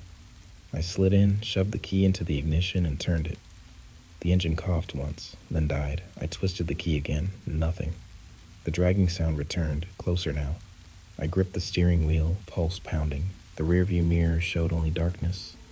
Then, A hand, small, pale, pressing against the glass from the inside of the back seat window. Fingers curling. I didn't turn around. I didn't breathe. I just gripped the wheel tighter, squeezed my eyes shut, and whispered to whatever was listening. Please. Asterisk. The hand slid away, and the engine roared to life. I slammed my foot on the gas, tearing out of the parking lot, gravel spraying behind me. The headlights cut through the night, but the road ahead felt endless, stretching too far, twisting in ways it shouldn't. And in the mirror, just before I turned onto the highway, the gas station, dark, empty, no lights, no old man, just the faint glow of a single white figure standing by the door. The road stretched ahead, endless and dark. I gripped the wheel so tightly my knuckles ached, my heart still hammering from what I had seen, or what I thought I had seen. The gas station, the girl, the old man's words circling in my mind like vultures. So, because I've seen this before. Asterisk, I didn't look in the rearview mirror again. The motel sign flickered in the distance, a red neon glow barely piercing the night. I pulled into the lot too fast, the tires screeching against the cracked pavement. The place was as run down as I had expected, an old 2-story building with peeling paint and a single flickering light above the check-in window. Room 6. I killed the engine and sat there, my fingers still curled around the keys. My skin felt cold, my breath uneven. The silence outside pressed against the car like a living thing. I forced myself to move. The night air smelled like damp earth and something else, something sour, metallic. The scent clung to me as I walked toward the door, my boots crunching against loose gravel. Room 6 was at the far end. The door was faded blue, the number rusted and hanging at an angle. I jammed the key into the lock and pushed inside, slamming the door shut behind me. The room was small, a single bed with a cigarette-burned blanket, a wooden dresser, a mirror above the sink that I immediately avoided looking at. I double-locked the door, then I stood there, listening. The room was silent, but I could still hear it, the memory of that laughter, that whisper, that creak of the rope swinging gently from the ceiling. I ran a hand over my face, tried to steady my breathing. I needed sleep, needed to clear my head. Maybe the old man was right. Maybe I had gotten turned around. Wandered into some abandoned place my mind had twisted into something worse. I didn't believe that, but I wanted to. I peeled off my jacket, tossed it onto the chair by the window. The room was too cold, the air too stale. My body ached with exhaustion, but my mind wouldn't shut off. I sat on the edge of the bed, rubbing my temples. A sound. Faint. A light tap, tap, tap against the window. I didn't move, didn't breathe. The curtains were drawn, the glass behind them thin, too thin, tap, tap. A slow, dragging sound followed. Something scraping against the wood outside. I reached for my phone, but my hands were shaking. The screen was dark. No signal. I swallowed hard, forced myself to stand. The air felt heavier now, pressing against me, my ears strained against the silence. Tap. Something shifted behind the curtain. I clenched my teeth, grabbed the edge of the fabric, and yanked it open. Nothing, just the empty lot, the cracked pavement, the flickering motel sign. I let out a shaky breath. Then I noticed the footprints. Small, bare, leading up to my window, leading away, but not back toward the road. They led to room 5. The door to that room was open, just slightly, just enough to see darkness beyond it. I stared, my pulse thudding in my ears. There were no cars parked outside of room 5, no lights on, no sound, but the door had not been open when I arrived. A whisper from inside. My hand trembled as I reached for the doorknob. Something deep inside me screamed not to do it, to turn around, to leave, to run. But I had come this far. The door creaked as I pushed it open. The room was identical to mine. Same bed, same dresser, same peeling wallpaper. But it wasn't empty. A figure stood in the corner, motionless, the woman in white. Her feet barely touched the ground, her body swaying slightly, as if caught in an invisible breeze. Her head was tilted forward, her long dark hair covering her face. My breath came in short, uneven gasps. She moved, not with a step, Not with a shift of weight. She glided inches off the ground, her head lifting slowly. The moment I saw her face, my stomach dropped. It wasn't a face at all.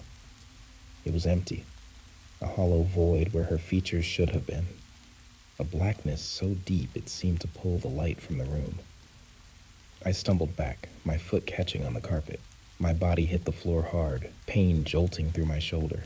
She loomed over me now, closer. The air around her felt wrong, bending, warping. The void where her face should be opened.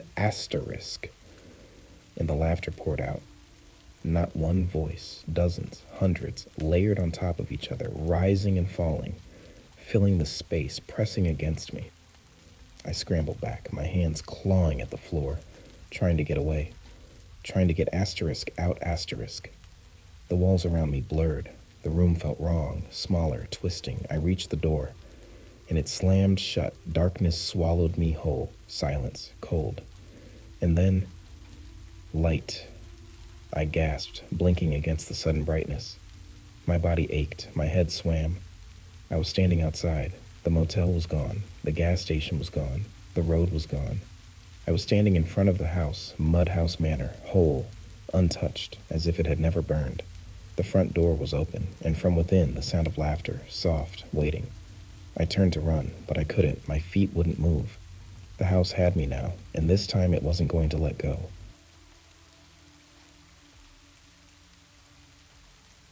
I never should have gone. It's easy to think of that now, sitting here in the dim light of my cabin, my hands wrapped around a cup of tea gone cold. The wind outside howls like something alive, clawing at the wooden walls, seeping through every crack. But when I left for the tundra that night, I was arrogant. I wanted to know what the villagers saw. I wanted proof, and I got it.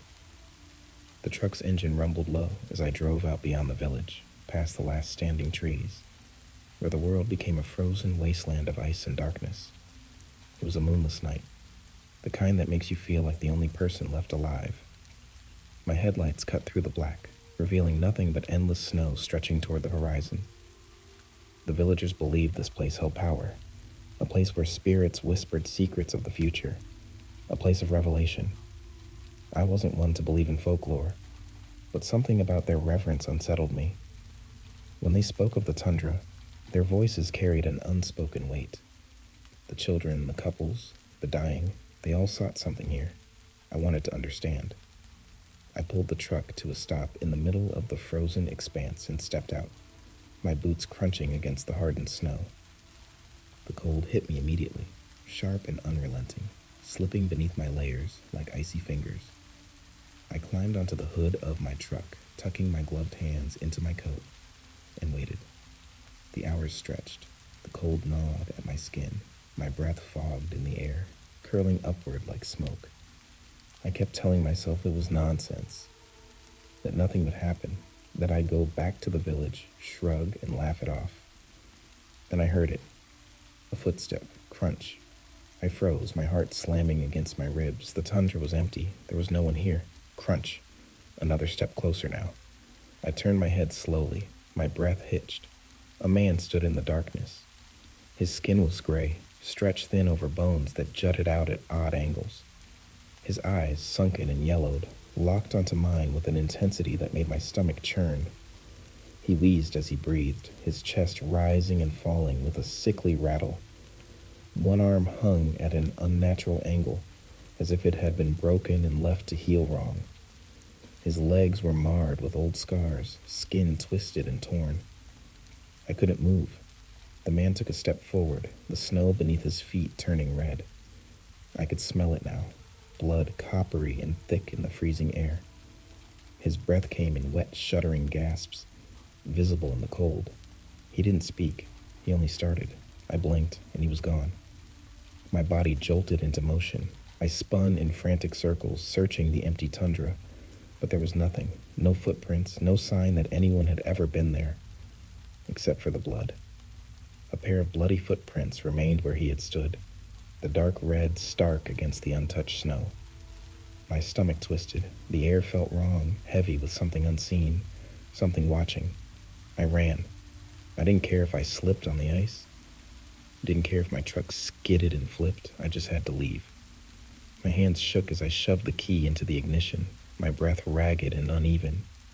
The truck roared to life, tires spinning before finally catching traction. I didn't look back.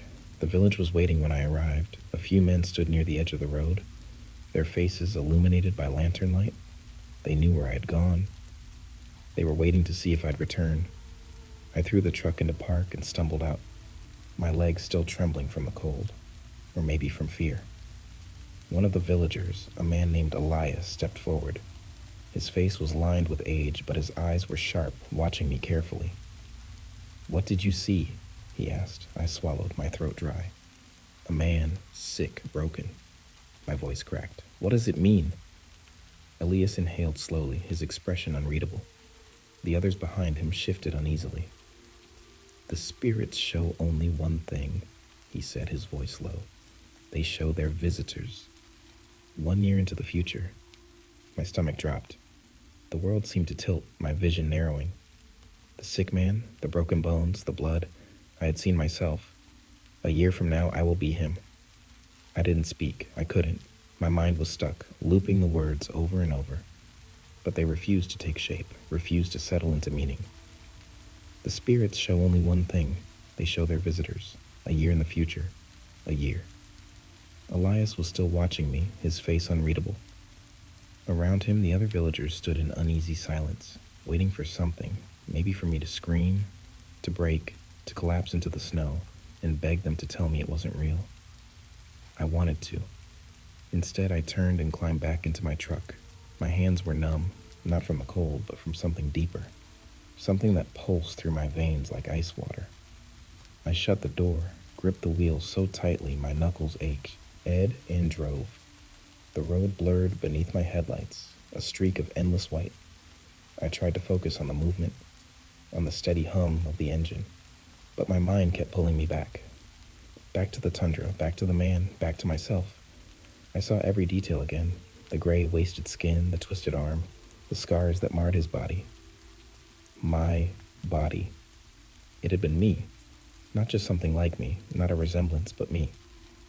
A year from now, I would stand on that frozen wasteland, broken, sick, dying. But why? My cabin was small, tucked at the edge of the village, where the trees still held back the worst of the wind. I killed the engine and sat in the silence, staring at my hands. They looked normal. They looked like they always had. Not gray, not withered, not shaking from some unseen sickness, not yet. The thought made my stomach turn. Inside, the cabin was colder than I remembered. I lit the stove, watching as the flames flickered to life, casting shadows that swayed and stretched across the walls. The wind outside howled, rattling the window panes. I wrapped a blanket around myself, but it did nothing to chase away the chill that had settled into my bones. I needed to understand. The villagers believed in the tundra, in the spirits that showed them their fates, the children who sought their adulthood, the couples who sought their future, the dying who sought their peace. They all went to sea, and then they lived their lives according to what they had been shown. But what if I refused? I clenched my fists. Just because I had seen it didn't mean it had to happen. A vision wasn't reality. It was a possibility, wasn't it? I forced myself to stand, to move, to do anything that would keep my mind from spiraling deeper. I paced the cabin, my footsteps creaking against the wooden floorboards. My reflection caught my eye in the old dust-streaked mirror hanging by the door.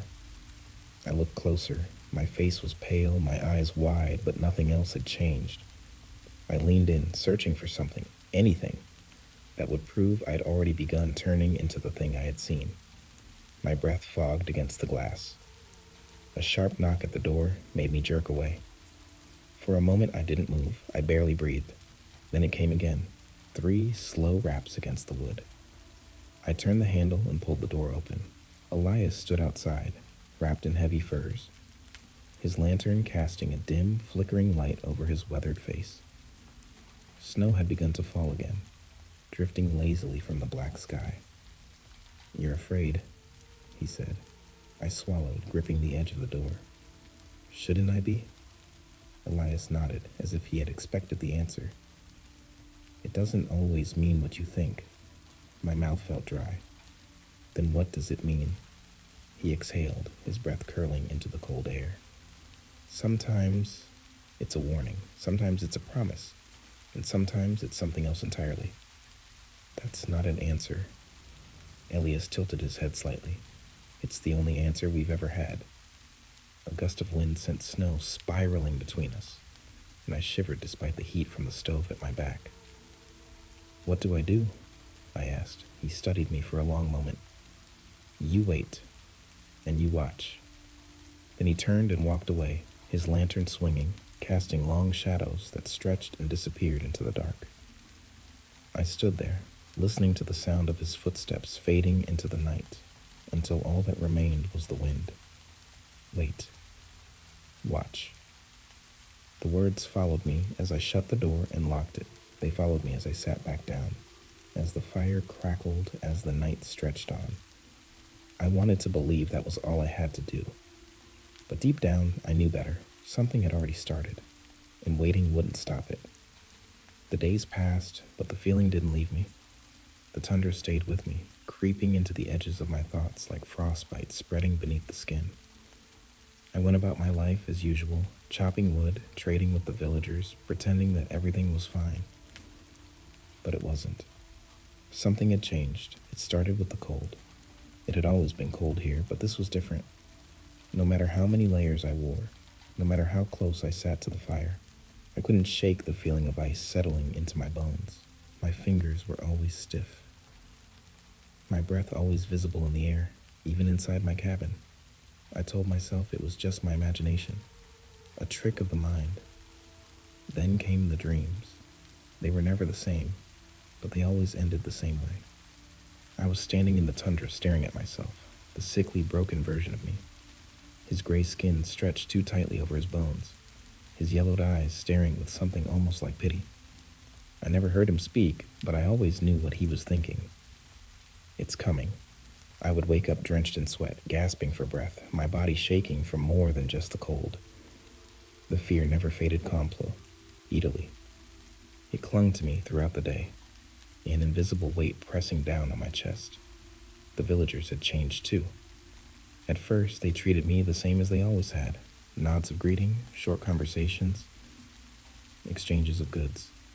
But as the days dragged on, I noticed the shift. Their eyes lingered on me a little too long. Their smiles were tight, forced. When they thought I wasn't looking, they whispered to each other. They knew they were waiting. One evening, as I was heading back to my cabin, I caught Elias watching me from across the road. He wasn't trying to hide it. He stood there, lantern in hand, his expression unreadable. I stopped walking. What? He didn't answer right away. He studied me in silence, his gaze flicking over my face, my hands, my stance. Finally, he took a step forward. You haven't told anyone what you saw that night. I tensed. Why should I? His jaw tightened. Because it's already begun. A chill ran down my spine. You don't know that. Elias took another step closer, his boots crunching in the snow. Do you feel it yet? The weakness, the exhaustion, the cold that won't go away? My stomach twisted. He saw it in my face. Elias nodded, as if confirming something to himself. You need to prepare. For what? I snapped, my voice sharper than I intended. For my body to rot? For my bones to break? For my blood to stain the snow? Elias didn't flinch. For the choice you'll have to make. I swallowed hard, my throat dry. What choice? But he only turned away, lantern swaying in the darkness, leaving me with nothing but questions, and the gnawing fear that whatever was happening to me had already begun long before I had stepped onto the tundra. That night, I didn't sleep. I sat by the fire, watching the flames dance, trying to convince myself that this was all in my head, that I was fine, that nothing was wrong. But when I finally stood to pour myself a drink, I felt it, a sharp, stabbing pain in my left arm. I gasped, clutching it, nearly dropping the glass. My fingers tingled, a dull numbness spreading from my elbow to my wrist.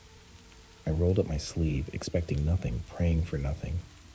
There, just below my elbow, was a bruise, dark, deep, ugly. I hadn't hit my arm. I hadn't fallen. I hadn't done anything to cause it. It had just appeared. My stomach clenched as I stared at it. at the way the skin was already starting to discolor, a sickly yellow at the edges. I didn't need anyone to tell me what it meant. I had seen it before. On him. On me. The man in the tundra. I staggered back, my breathing ragged, the room spinning around me. My hand shot out to grip the edge of the table, my pulse pounding in my ears. This wasn't just a vision. It was real. It was happening. I wasn't waiting for a year to pass. The rot had already begun. I didn't tell anyone about the bruise. What would have been the point? The villagers already knew what was happening. They saw it in my face, in the way my shoulders sagged, in the way my steps had slowed. They no longer whispered when I passed. Now they only looked at me, with something close to mourning, as if I were already a ghost drifting through their world. The bruise deepened over the next few days, spreading like ink beneath my skin. Then the pain started. At first, it was a dull ache, something I could ignore if I kept myself busy. But soon, it became a constant throb, a reminder of what was coming. I wrapped my arm in thick fabric, pressing my fingers against the swollen skin, hoping that if I didn't see it, it wouldn't be real. But the pain didn't care if I acknowledged it or not. It was there. It was growing, and it wasn't stopping. Sleep became impossible. Every time I drifted off, I saw him, saw myself, standing in the tundra, wheezing through broken ribs, watching with those sickly yellowed eyes. I woke up gasping, clutching my arm, sweat freezing against my skin. Then, one night, I heard something outside my cabin. It was late, long past the time when even the most restless villagers would have gone to bed. The fire had burned low, casting shadows that flickered against the walls. And at first, I thought it was just the wind, another howl slipping through the cracks. But then I heard it again. Footsteps. Slow, deliberate, pressing into the snow just beyond my door. I sat up, my heart hammering against my ribs. The air inside the cabin felt heavy, thick with something unseen. My fingers tightened around the handle of the knife I kept beside my bed. Another step, then another. Something shifted just beyond the thin wooden walls. A presence, waiting, watching. I forced myself to move, sliding out of bed, bare feet pressing against the cold floor. My breath came shallow, uneven. I crept toward the window, every instinct in my beast, Odie screaming to stay away, to shut my eyes, to pretend I had heard nothing. But I had to see. I pressed my palm against the glass and peered outside. For a long, terrible moment, there was nothing, just the empty stretch of snow. The dark outlines of the trees, the endless night stretching beyond the village. Then he stepped into view. My stomach turned to ice. It was him. It was me. The same hunched figure, the same broken arm, hanging limp at his side. The same hollow chest rising and falling with wet, rattling breaths. His eyes locked onto mine through the glass. I couldn't move. I couldn't breathe. He raised his good arm and pressed a hand against the window. Fingers splayed, trembling, the same way mine were. Then he opened his mouth. No sound came out, but I felt it. A shudder in my chest. A pressure in my skull. Something deep and raw and endless. Like a scream that had never stopped, never faded, only existed in the space between time. I stumbled back, my body shaking. My heel caught on the edge of the rug, and I fell hard against the floor. Pain shooting through my already bruised arm. My vision blurred. The walls seemed to tilt. By the time I managed to claw my way upright, he was gone. The snow outside was undisturbed. No footprints, no sign that anyone had been there. But I knew he had been. The pain in my arm burned, deep and unrelenting. I tore off the fabric I had wrapped around it and looked down. The bruising had spread. Faster now. I staggered toward the door, throwing it open, stepping out into the freezing air. My breath came in sharp, panicked bursts. I turned, searching, spinning in desperate circles. The tundra loomed in the distance, dark and endless. I had to go back. I had to know, before it was too late. The cold bit deep as I made my way toward the tundra, my boots sinking into the snow. The village was silent behind me, dark windows watching as I left. No one stopped me. No one called my name. They had known this was coming. Maybe they had always known. I didn't bother with my truck. Some part of me understood this wasn't a journey to be made by machine. It was something older, something primal. The spirits didn't whisper to engines and steel. They whispered to those who walked willingly into the dark. The wind howled as I reached the edge of the trees, my breath curling in the frigid air. My body ached, the bruise on my arm pulsing with each step. I didn't look at it anymore. I didn't need to. I knew what it meant. The tundra stretched before me, endless and white, a frozen sea under a sky too black to hold stars.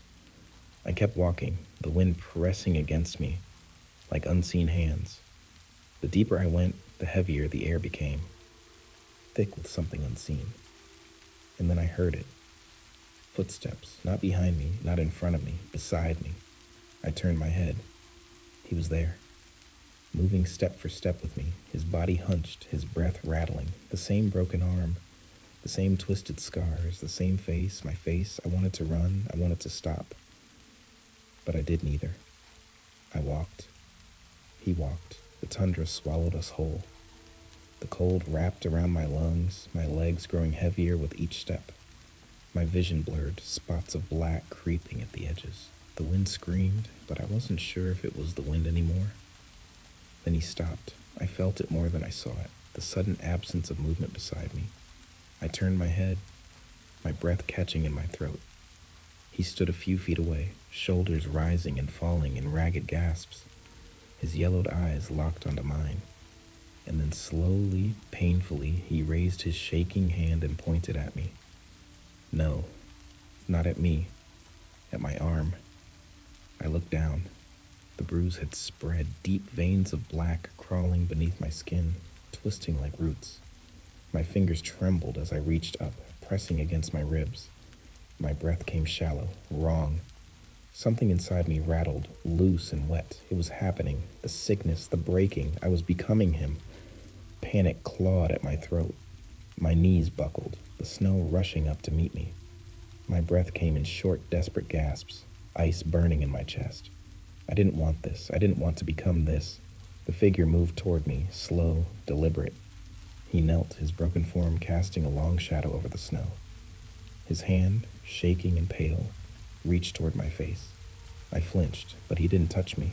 Instead, he placed his palm against the ground. For a moment, nothing happened. Then the ice beneath me cracked, not a single sharp break, but a deep groaning sound, a ripple through the frozen earth.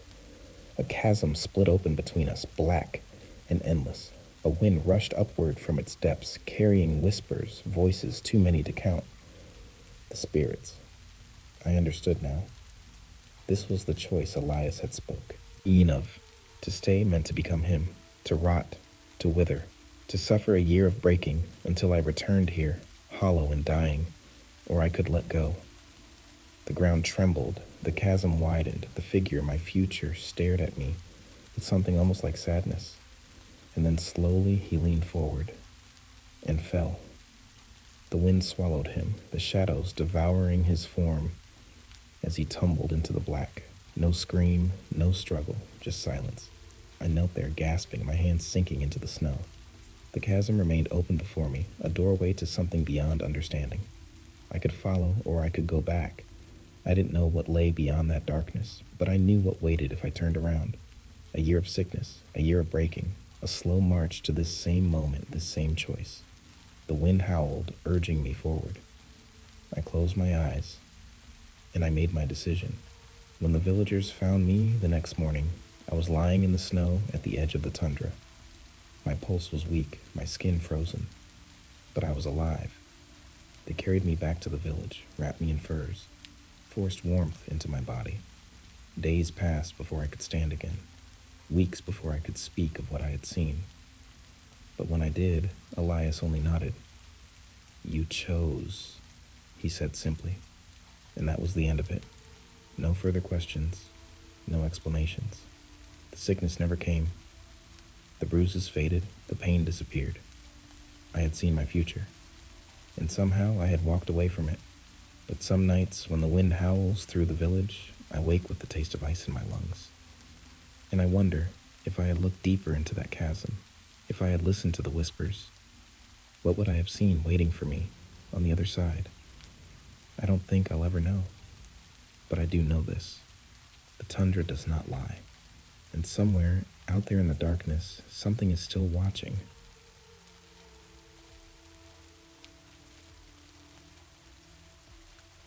The night felt ordinary.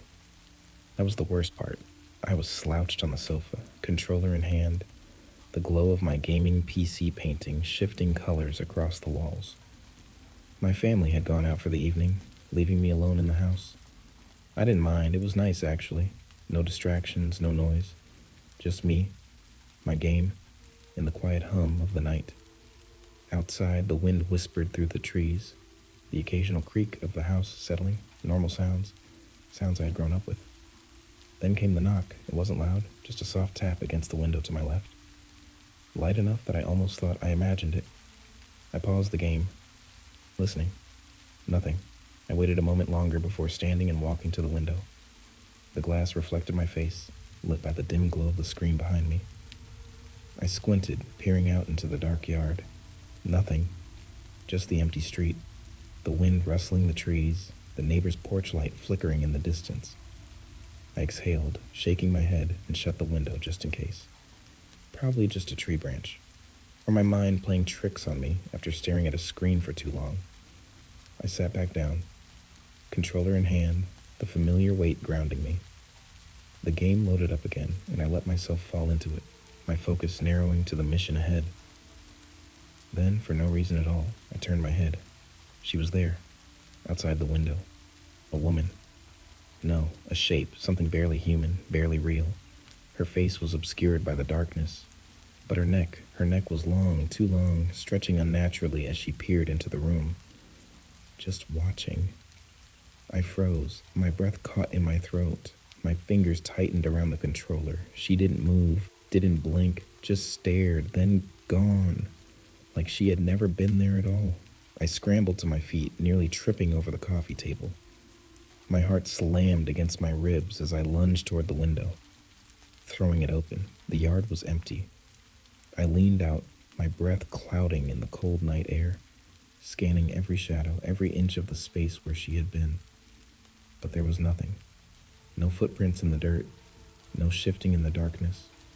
The street was silent. Slowly, I pulled the window shut again, locking it this time. My pulse pounded in my ears. My hands were ice cold. My skin prickling with an awareness I couldn't shake. Something had been there. I knew it, but I didn't know what. I sat back down, forcing my breathing to slow. It was just a trick of the light, a reflection, my mind playing games with me after too many hours in front of a screen. I picked up the controller, my fingers unsteady as I unpaused the game. The screen flickered, the colors distorting for half a second. A glitch. Then, as the image stabilized, I saw her, not outside, not beyond the glass, but behind me, sitting on the sofa, watching. I couldn't move. My hands gripped the controller so tightly my knuckles turned white. The screen in front of me was frozen, locked in a glitched-out frame of the game, but I wasn't looking at it anymore. I was looking at the reflection in the glass of my monitor. She was there, not outside, not peering in through the window. She was inside, sitting on the sofa behind me. Her head was tilted slightly, her neck long and unnatural, stretching at an angle that made my stomach twist. Her body was draped in something loose and faded, like an old nightgown, the fabric barely clinging to her frame. Her hands rested in her lap, thin fingers unmoving, lifeless. But her eyes, if she even had them, were locked on me. I wanted to turn around. I wanted to run, to scream, to do anything except sit there, frozen in place, but I couldn't. My body wouldn't listen. The screen flickered again. In the glass of the monitor, she moved. Her head snapped sideways, a sudden jerking motion, like a puppet string being yanked. Her mouth open, lips peeling back, too wide, too wrong. A high-pitched ringing filled my ears. Then the screen shut off completely, plunging the room into darkness. I gasped, finally breaking free from whatever had held me in place, and whipped around. Nothing. The sofa was empty. The room was silent, save for the sound of my own breathing, sharp and ragged. My pulse thundered in my ears as I scanned the dimly lit space. The only light came from the street lamp outside, casting long, distorted shadows across the walls. She was gone. Had she ever been there at all? I scrambled for my phone, my fingers fumbling over the screen as I turned on the flashlight. The bright beam cut through the dark, landing on the sofa. Empty, the coffee table, nothing, the far corners of the room. Just shadows. I swallowed hard, forcing myself to breathe. It was just my mind. It had to be. A combination of exhaustion, a glitch in the screen, the lingering fear from seeing something outside. But then why did the air still feel wrong? Why did the hairs on my arms stand on end? A soft creak echoed from the hallway. I turned sharply, the flashlight beam shaking in my grip. The hallway stretched into darkness, the door to my bedroom slightly ajar. I hadn't left it open. My whole body was ice. I stepped forward, each movement slow, deliberate. My own footsteps sounded too loud against the floor. I reached the doorway and pushed it open wider with the back of my hand, my flashlight sweeping across the room. Everything was exactly as I had left it. The bed unmade, the curtains closed, my desk cluttered with papers and empty water bottles. Nothing was out of place. But the air felt heavier here, thick with something unseen. I swallowed. Hello? My voice barely made a sound. Nothing answered. I was being ridiculous. I shook my head, backing out of the room and shutting the door. I just needed to sleep. Maybe my brain was wired from playing for too long. I had let paranoia get the best of me. As I turned back toward the living room, my flashlight flickered. For half a second, the beam dimmed. And in that brief moment, before the light returned, I saw something standing at the far end of the hallway, tall, still, watching, my breath hitched in my throat, my entire body locking up. I swung the flashlight back, the beam cutting through the darkness. Nothing. But I had seen her. I knew I had. The flashlight shook in my grip as I took a step back, then another, retreating toward the living room. My heart slammed against my ribs. A whisper brushed against my ear. Low. Hushed, like breath against my skin. I turned and ran. I nearly tripped over the coffee table as I stumbled back into the living room. My breath came in short, frantic gasps, my hands slick with sweat as I gripped my phone. The flashlight beam swung wildly across the walls, over the sofa, the floor, the window.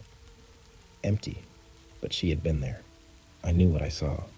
The house no longer felt like my own. Every shadow stretched too far, every sound too sharp. The air had weight now, pressing against my chest, wrapping around my throat. I needed to leave.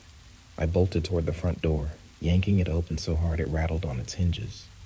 Cold night air rushed in, hitting my skin like ice. I stepped onto the porch, my bare feet sinking into the freezing wood. The street was silent, too silent. No wind, no rustling leaves.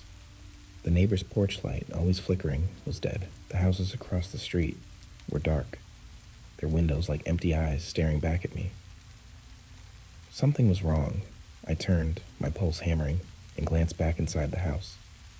The living room sat in eerie stillness, the glow from my PC screen the only source of light now.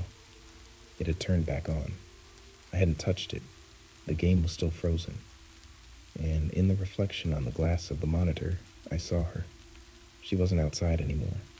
She was standing in the hallway behind the sofa, watching me.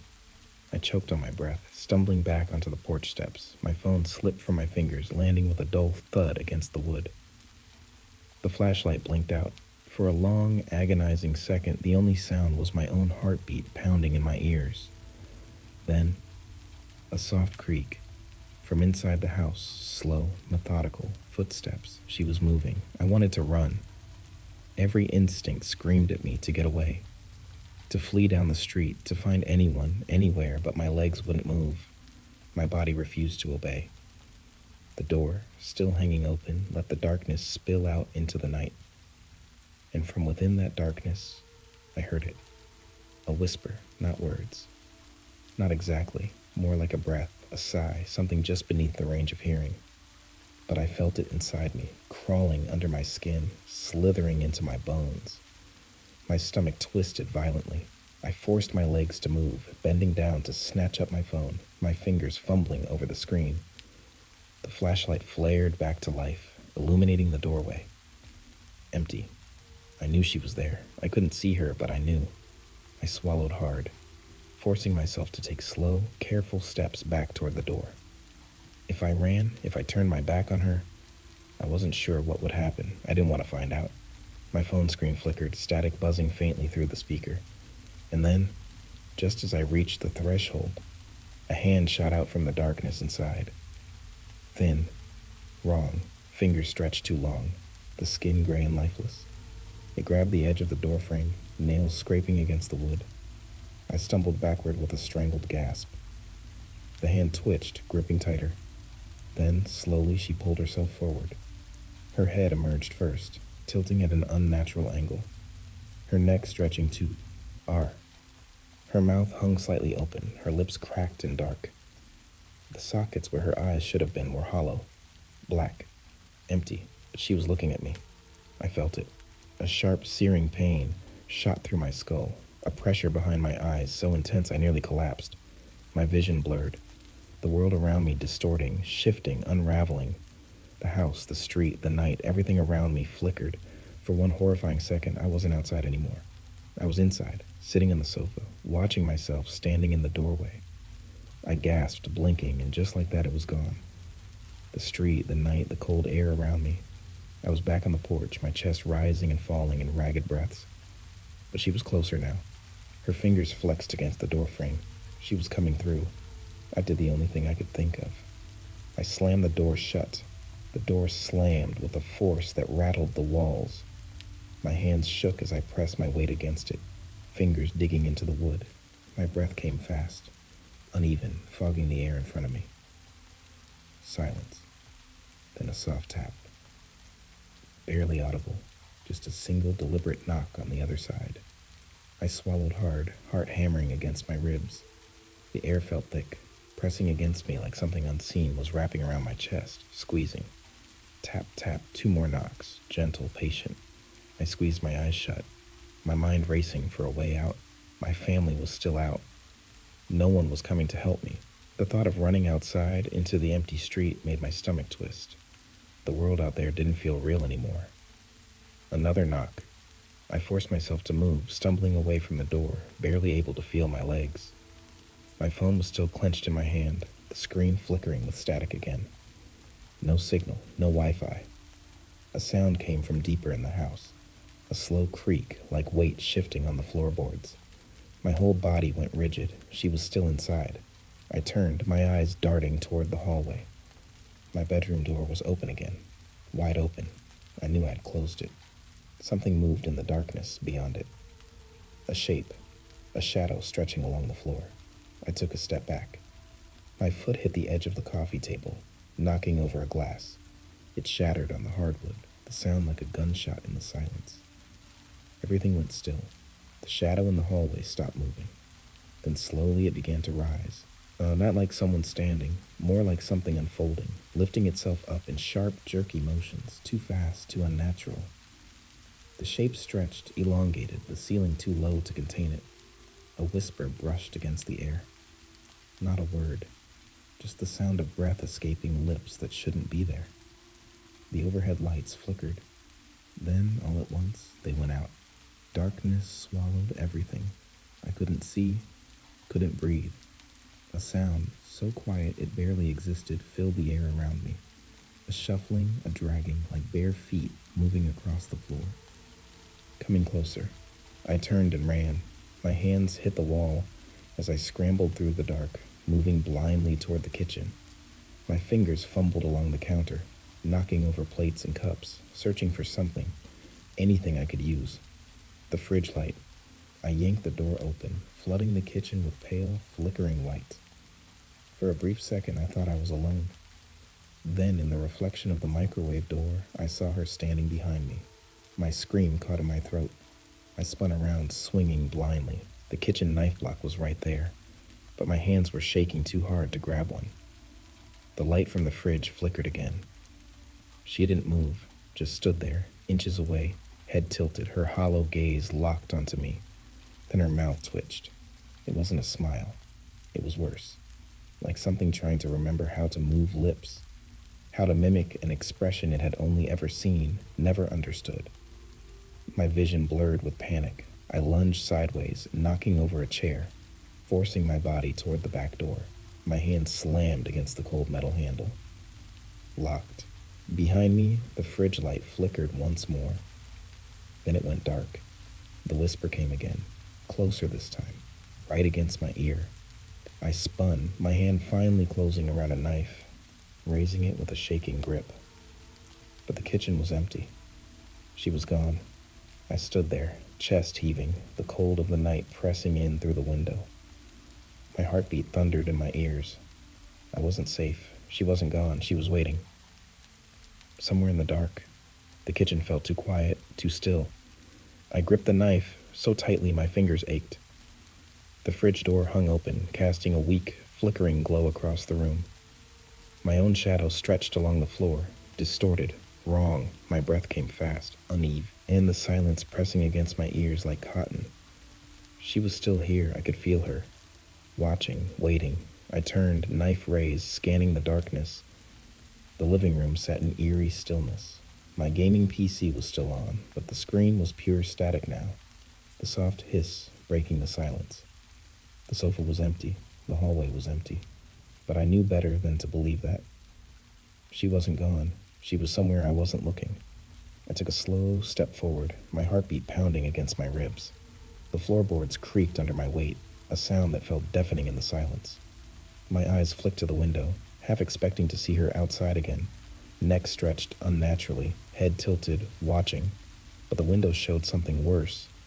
My reflection. Only, it wasn't moving the way I was. I froze. The version of me in the glass stood stiffly, shoulders too high, head tilted just a little too far to one side. My mouth was slightly open, my expression empty. I hadn't moved like that. Then, slowly, my reflection smiled. I took a step back, my pulse spiking, my body screaming at me to run. But I couldn't look away. I couldn't blink. The thing in the glass kept smiling, lips stretching wider, skin pulling too tight over its face. It wasn't just mimicking me anymore. It was something else entirely. Then, in one slow, unnatural motion, my reflection lifted its arm and pointed behind me. My stomach dropped. I didn't turn right away. My body refused to obey. My brain fought to keep me still, to keep me from seeing, but I had no choice. I turned. She was right there, standing inches away, face inches from mine, her hollow eyes locked onto me. Her mouth was slightly open, lips dry and cracked, a faint rasp of breath escaping her throat. Her head twitched, her body rigid. Then, all at once, she lunged. I barely had time to react. A force slammed into me, ice-cold fingers grasping my wrists, pushing me backward. I crashed into the coffee table, my head smacking against the floor. The room spun, my vision blurring. I struggled, kicking, thrashing, the weight of her pressing down on my chest. Her fingers wrapped around my throat, the pressure crushing, suffocating. Her face was so close now. I could see the emptiness in her eyes, the black void where life should have been. She opened her mouth wider and wider and wider. The sound that came out wasn't human. A static hiss, a distortion, something that scraped against my skull like nails on glass. My ears rang, my body convulsing as if my own skin rejected the sound. My vision tunneled. I was going to die. No, I wasn't going to die. I was going to become her. The thought hit me like ice water. The visions, the glitches, the shifting reflections. This wasn't just a haunting. It was a replacement. She wasn't just here to scare me. She was here to take my place. I don't know where the strength came from, but I forced my arm free, my fingers still gripping the knife. With every ounce of force I had left, I swung. The blade slashed through the air. It never hit anything. She was gone. The weight on my chest vanished. The static in my ears cut off, leaving only the sound of my own gasping breaths. I scrambled to my feet, knife still clenched in my shaking hand, scanning the room. Empty. The air still felt wrong, thick with something unseen. But she was gone, at least for now. I staggered to the window, my own reflection staring back at me. My real reflection. No wrong movements, no delayed reactions, just me. For the first time all night, I let myself believe it was over. Then, from the hallway, I heard the soft creak of a door opening. I turned, knife raised, the lights flickered once, and in the dark, I heard a whisper, not behind me, not in the house, from the window.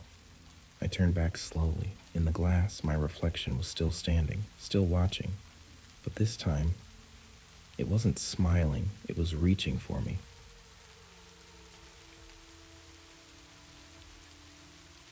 The house was old. Too old. The kind of place where the walls seemed to breathe, and the floorboards whispered secrets under your feet. I felt it the moment I stepped inside. "Thank you again, Sophie," Mrs. Caldwell said, smiling as she slipped her coat over her slender arms. "The kids are already in their pajamas. They just need to be tucked in." "Of course," I replied, gripping the strap of my bag a little too tightly.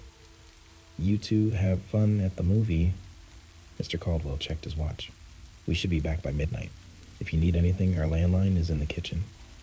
I nodded. The front door closed behind them with a heavy asterisk, thud asterisk, and suddenly I was alone with the kids. Ben, the eldest at 7, was quiet, already half asleep when I checked in on him. Emma, 5, clutched her stuffed rabbit and mumbled something about monsters under the bed. And little Theo, barely 3, curled up without a fuss. Easy enough. By 10, the house was still. I sank into the velvet armchair in the living room and flipped through channels, the old television crackling faintly. The wind outside howled, pressing against the windows like a restless thing. Then the phone rang, a shrill, piercing sound that cut through the quiet like a knife. I hesitated before picking up. "Hello?" Silence, then a breath, long, ragged. "Have you checked on the children?" I froze. A prank, I told myself. Just some creep messing with me. I forced a laugh. Nice try, but I'm not falling for it. Click. The call ended, leaving behind a hum of dead air. My pulse pounded in my ears. 15 minutes passed. I tried to focus on the television, but the air in the house felt different now. Heavier. I checked the clock. 10:27 p.m. The phone rang again. My hand shook as I reached for it. This time, before I could speak, a low, breathless chuckle slithered through the line. "Why haven't you checked on the children?" My stomach twisted. "Who asterisk is asterisk this?" I demanded, but all I got in response was laughter. Guttural, hysterical laughter. I slammed the phone down. I needed to check the kids. My footsteps were too loud as I climbed the stairs. The old wooden railing was ice cold beneath my fingers. When I reached the landing, I peeked into Ben's room. He was fine, curled up beneath his blankets. Emma's nightlight cast a warm glow across her sleeping face. Theo, still in his crib, shifted slightly, but didn't stir. They were safe. I exhaled, relieved. Back downstairs, I gripped the phone and dialed the police. 911, what's your emergency? I licked my lips. I'm babysitting, and I keep getting these weird calls. A man keeps asking if I've checked on the kids. "Stay on the line," the operator said. "If he calls again, try to keep him talking. We'll trace it." I nodded, though she couldn't see me. "Okay." The call ended. For a long time, nothing happened. The house felt quieter than before, like it was holding its breath. I was about to let my guard down when the phone rang again. I swallowed hard and answered, heavy breathing. Then, "You should really check on the children." My heart slammed against my ribs. I forced my voice to stay steady. "Who are you?" More laughter, low, rasping, then nothing. Click. Before I could react, the phone rang. Again. I nearly dropped it. My fingers fumbled as I pressed it to my ear. This time, it wasn't the man. It was the operator. "Get out of the house." My breath hitched. "The call is coming from inside." I dropped the phone. A floorboard creaked overhead. Footsteps, slow, deliberate, descending the stairs. I didn't turn around. I couldn't. My body was frozen, my mind screaming. Then, a hand slammed against the glass of the front door. Hand asterisk. I snapped out of my trance, my feet moving before I could think. I threw the door open, bolting into the night just as a police car screeched to a stop in front of the house. Behind me, inside the house, something moved. And then silence. The children were still inside, and whoever was upstairs was still there too. The night swallowed me whole as I ran, my breath ragged, my pulse hammering in my throat. Gravel crunched beneath my feet as I stumbled toward the police car, barely registering the officers who leapt out, guns drawn. "She's out! Go! Go!" One of them shouted. I turned back toward the house, the enormous hulking shape of it looming against the dark sky. The windows, black and empty, seemed to watch. A chill swept through me, worse than the night air. The children. They're still in there, I gasped, my voice barely more than a strangled whisper. "The kids!" One officer grabbed my arm, holding me steady. "We've got them," he said, but I barely heard him over the sound of my own pulse. Two officers rushed inside, air flashlights slicing through the dark. The front door, which I had left wide open in my panicked escape, gaped like a wound. A second later, shouts echoed from within, then screaming, a child's scream. I lunged forward, but the officer held me back. "Stay here!" Emma's voice rang out from somewhere inside, high-pitched and terrified. "No! No! Don't let him!" A gunshot exploded through the night. My heart stopped. The officer gripping me cursed under his breath. More shouting, frantic movement, then silence. The wind howled, pressing against me like unseen hands. For what felt like forever, nothing happened. Then the officers emerged from the house, moving fast. Ben clung to one of them, his face buried in the man's shoulder. Another officer carried Theo, who was sobbing, his tiny fingers twisted into the officer's uniform. Emma was the last to appear, gripping a blanket wrapped tightly around her shoulders. I ran to her, falling to my knees. "Emma, are you okay?" She didn't answer. Her small hands were ice cold when I took them in mine. Her wide eyes stared past me toward the house, as if something still lingered in the dark. "Did you see him?" I whispered, my voice shaking. For a moment, I thought she wouldn't answer. Then, barely audible, "He was under my bed." A shiver crawled down my spine. "Did they?" My throat felt dry. "Did they catch him?" One of the officers approached, his face pale under the flickering porch light. "We don't know," he admitted.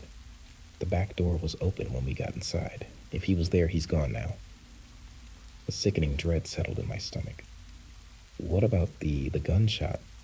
I asked. The officer's jaw tightened. "We found footprints leading upstairs. One of my guys fired when he saw a shadow move, but..." He shook his head. "There was no one there. Just an open window." I turned back to the house. The upstairs window fluttered slightly, the curtains moving in the breeze. The wind carried the scent of something sharp, coppery, metallic. Blood. "Whose blood is it?" I asked. The officer hesitated. "We're still figuring that out." I squeezed Emma's hands. Her lips were trembling. "I saw him," she murmured, so softly I almost missed it. "His eyes were, wrong." My breath caught. "Wrong how?" She shuddered. "Too many." A fresh wave of fear crashed over me. My vision blurred at the edges. The wind moaned against the trees, the house looming behind us, its secrets sealed inside its darkened rooms. I looked up at the upstairs window one last time. For a second, just a second, I thought I saw something move. A shape, watching. The police took us to the station, where I sat numbly in a stiff plastic chair, my fingers curled around a cup of water I hadn't touched. The children were in another room, with a kind-looking officer who knelt at their level, speaking in a soft voice. Emma still hadn't let go of her blanket. Ben hadn't spoken since he was carried out of the house. Theo clung to Emma's side, his tiny hands gripping her sleeve like a lifeline. I stared at the wall, my mind looping through the same thoughts. The calls, the footsteps, the gunshot, the empty house. He was under my bed. I squeezed my eyes shut. The door creaked open, and a detective stepped inside, his suit wrinkled, his face lined with exhaustion. He carried a small notebook and a pen tucked behind his ear. "Sophie?" His voice was calm, steady. "I'm Detective Rourke. I just need to ask you a few questions, okay?" I nodded. He pulled up a chair across from me, flipping open his notebook. "Can you walk me through everything that happened tonight? From the beginning?" I swallowed. My voice felt thin when I started. "I got to the house around 7.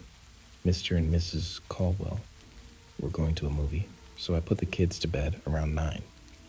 Everything was fine until the phone call. The voice, the laughter." I told him everything, my hands twisting in my lap as I spoke. His pen scratched against the paper, his expression unreadable. When I got to the part about the police call, the one that told me the man was inside, he finally looked up.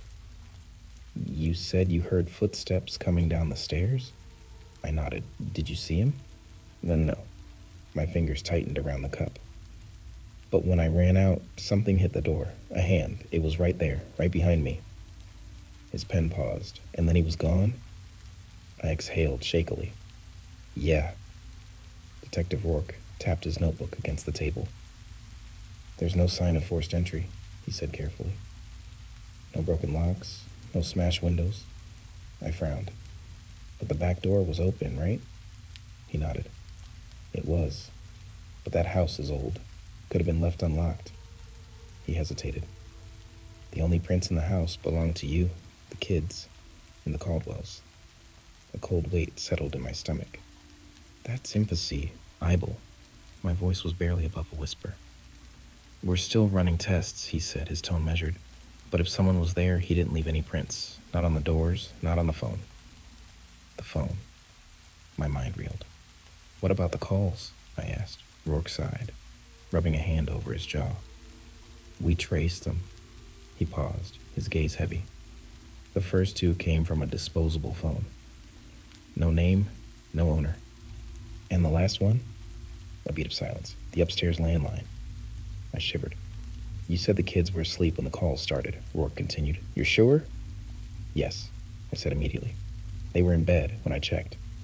"Okay," he said slowly, "but there's something you should know." A tight knot formed in my chest. "When we got inside, the closet door in Emma's room was open. You said she was in bed, right?" I nodded. "Then why were there small, bloody footprints leading from inside the closet to the middle of her floor?" My throat closed. Rourke leaned forward, his eyes sharp. "Sophie, are you sure the kids were asleep when you checked on them?" I stared at him, my mind racing, my pulse hammering so loudly I could barely think. I was sure, wasn't I? I sat frozen, Detective Rourke's words hanging in the air, like a noose tightening around my throat. Bloody footprints, inside the closet. I wanted to argue, to tell him he was wrong, that I knew asterisk. Emma had been asleep, but the doubt had already crept in, cold and slow, twisting through my ribs. Rourke studied me, waiting for an answer. My mouth was dry. I checked on them," I stammered. "They were in bed. I swear they were in bed." His fingers tapped against his notebook. "Then we have to ask how those footprints got there, and whose blood it was." I felt sick. "What about Emma?" I whispered. "Did she say anything?" He hesitated. "She won't talk, just keeps staring at the floor. The paramedics checked her over. No cuts, no injuries. Same with Ben and Theo. The blood isn't theirs." A cold chill skated down my spine. "Then whose is it?" "We don't know yet." He leaned back in his chair, his eyes still locked onto mine. "Forensics is running tests, but the amount of blood suggests it came from someone. Or something." The room suddenly felt too small, the air too thin. I couldn't stop picturing it, the closet door yawning open. In the dark, small footprints trailing across the floor. Had Emma gotten up? Had she seen something? Had someone been in that closet with her? I shuddered. "And the parents?" Rourke sighed. "We called them right after you all got here. They're on their way back." I nodded, gripping the cup of water until my knuckles turned white. Then the lights flickered. Once, twice. Rourke barely reacted, just glanced up at the ceiling, as if waiting for it to pass. but I stiffened, a deep unease curling in my stomach. "Old wiring," he muttered. "Happens all the time." But something felt wrong. The air shifted heavy and electric, like the weight of a coming storm. The small observation window in the door reflected the room in front of me. The pale walls, the empty chairs. But in the dim light, I thought I saw something else. A shape standing behind me. I turned sharply, heart in my throat. But there was nothing there. Just an empty room. Rourke frowned. "You okay?" I swallowed hard, forcing a nod. "Yeah, just tired." "Understandable," he said, closing his notebook. "We'll have more questions later, but for now you should try to rest. If you remember anything else, let me know." I doubted I would sleep again. Not after tonight. He stood, nodding toward the door. "Come on, let's check on the kids." I followed him down the dimly lit hallway, the hum of fluorescent lights buzzing overhead. The station smelled like coffee and paper, the kind of stale scent that felt oddly out of place given the horror of the night. As we neared the room where the children were waiting, a quiet sound reached my ears, a soft rhythmic whispering. My skin prickled. Rourke slowed. He heard it too. When he opened the door, Emma was sitting cross-legged on the floor, her back to us, whispering under her breath. Ben sat beside her, staring blankly ahead. Theo was curled up in a chair, thumb in his mouth. The officer who had been watching them looked uneasy. "She just started," he murmured to Rourke. "Won't respond to questions. Just keeps whispering." I stepped inside, my pulse loud in my ears. "Emma?" My voice was hoarse. "Sweetheart, what are you saying?" She didn't look up. I knelt beside her, catching the faint murmur of her voice. "He's still in the house." My stomach dropped. "Who? Emma?" My voice trembled. "Who's in the house?"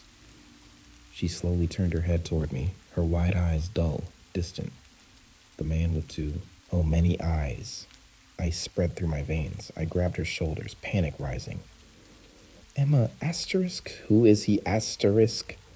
For the first time, she met my gaze. Her lip trembled. Then she whispered, "He told me not to tell." And the lights went out. The station plunged into darkness. The fluorescent lights above flickered once, twice, and then died completely. The air crackled with a strange, suffocating stillness. Emma's whisper still rang in my ears. The man with too many eyes. I couldn't see her anymore. Couldn't see any of them. A chair scraped against the floor. Someone gasped. Theo whimpered softly in the dark. Then, from somewhere in the room, a voice that wasn't ours whispered back, "You shouldn't have told." A sharp, ragged breath scraped my throat. Then everything happened at once. A crash, a desk tipping over, papers flying. A panicked shout from one of the officers. I fumbled blindly in the dark, my heart pounding as I reached for Emma, for Theo, for Ben, any of them. My hands met fabric, small shoulders. "Stay with me," I choked out. "Stay asterisk with me, asterisk." Footsteps. Slow, deliberate. Not outside the room. Inside. I yanked Emma close, feeling her trembling against me. Then the emergency lights flickered on. A dim, sickly red glow bathed the room. Shadows stretched unnaturally across the walls, distorting, twisting. The overturned desk lay in the corner. A chair tipped on its side. The officer who had been watching the kids was pressed against the wall, his wide eyes locked on the center of the room. I followed his gaze. Nothing, just an empty space where the footsteps had been. But Emma was still trembling. Her fingers dug into my arm, her breath coming in short, panicked gasps. "He's here," she whispered. Rourke burst through the door, gun drawn, flashlight sweeping across the room. What the hell happened? No one spoke. Then slowly, Emma lifted her gaze toward the ceiling. My breath caught. The emergency light flickered against the tiles above us. For a split second, I saw it. A shape pressed against the ceiling, thin, stretched limbs that didn't belong to anything human. Skin too pale, too smooth. And the eyes, so many eyes. Small black pinpricks of void that watched us, unblinking. The light flickered again, and it was gone. I stumbled back, my legs barely holding me. My mind refused to process what I had seen. Rourke turned sharply to the officer. "Get them out of here. Asterisk now. Asterisk." The officer snapped out of his daze, scooping Theo up as he herded Emma and Ben toward the door. My feet moved on instinct, dragging myself away from that room, away from whatever had been in there with us. The moment we stepped into the hallway, the lights snapped back to full brightness. Normal. Too normal. The night passed in a blur. The Caldwells arrived, their faces lined with worry as they gathered their children in their arms. I expected them to be furious, to demand answers. But when I told them everything, their expressions shifted. Not shock, not disbelief. Something else. Recognition. Rourke must have seen it too. His voice was sharp when he asked, "What aren't you telling us?"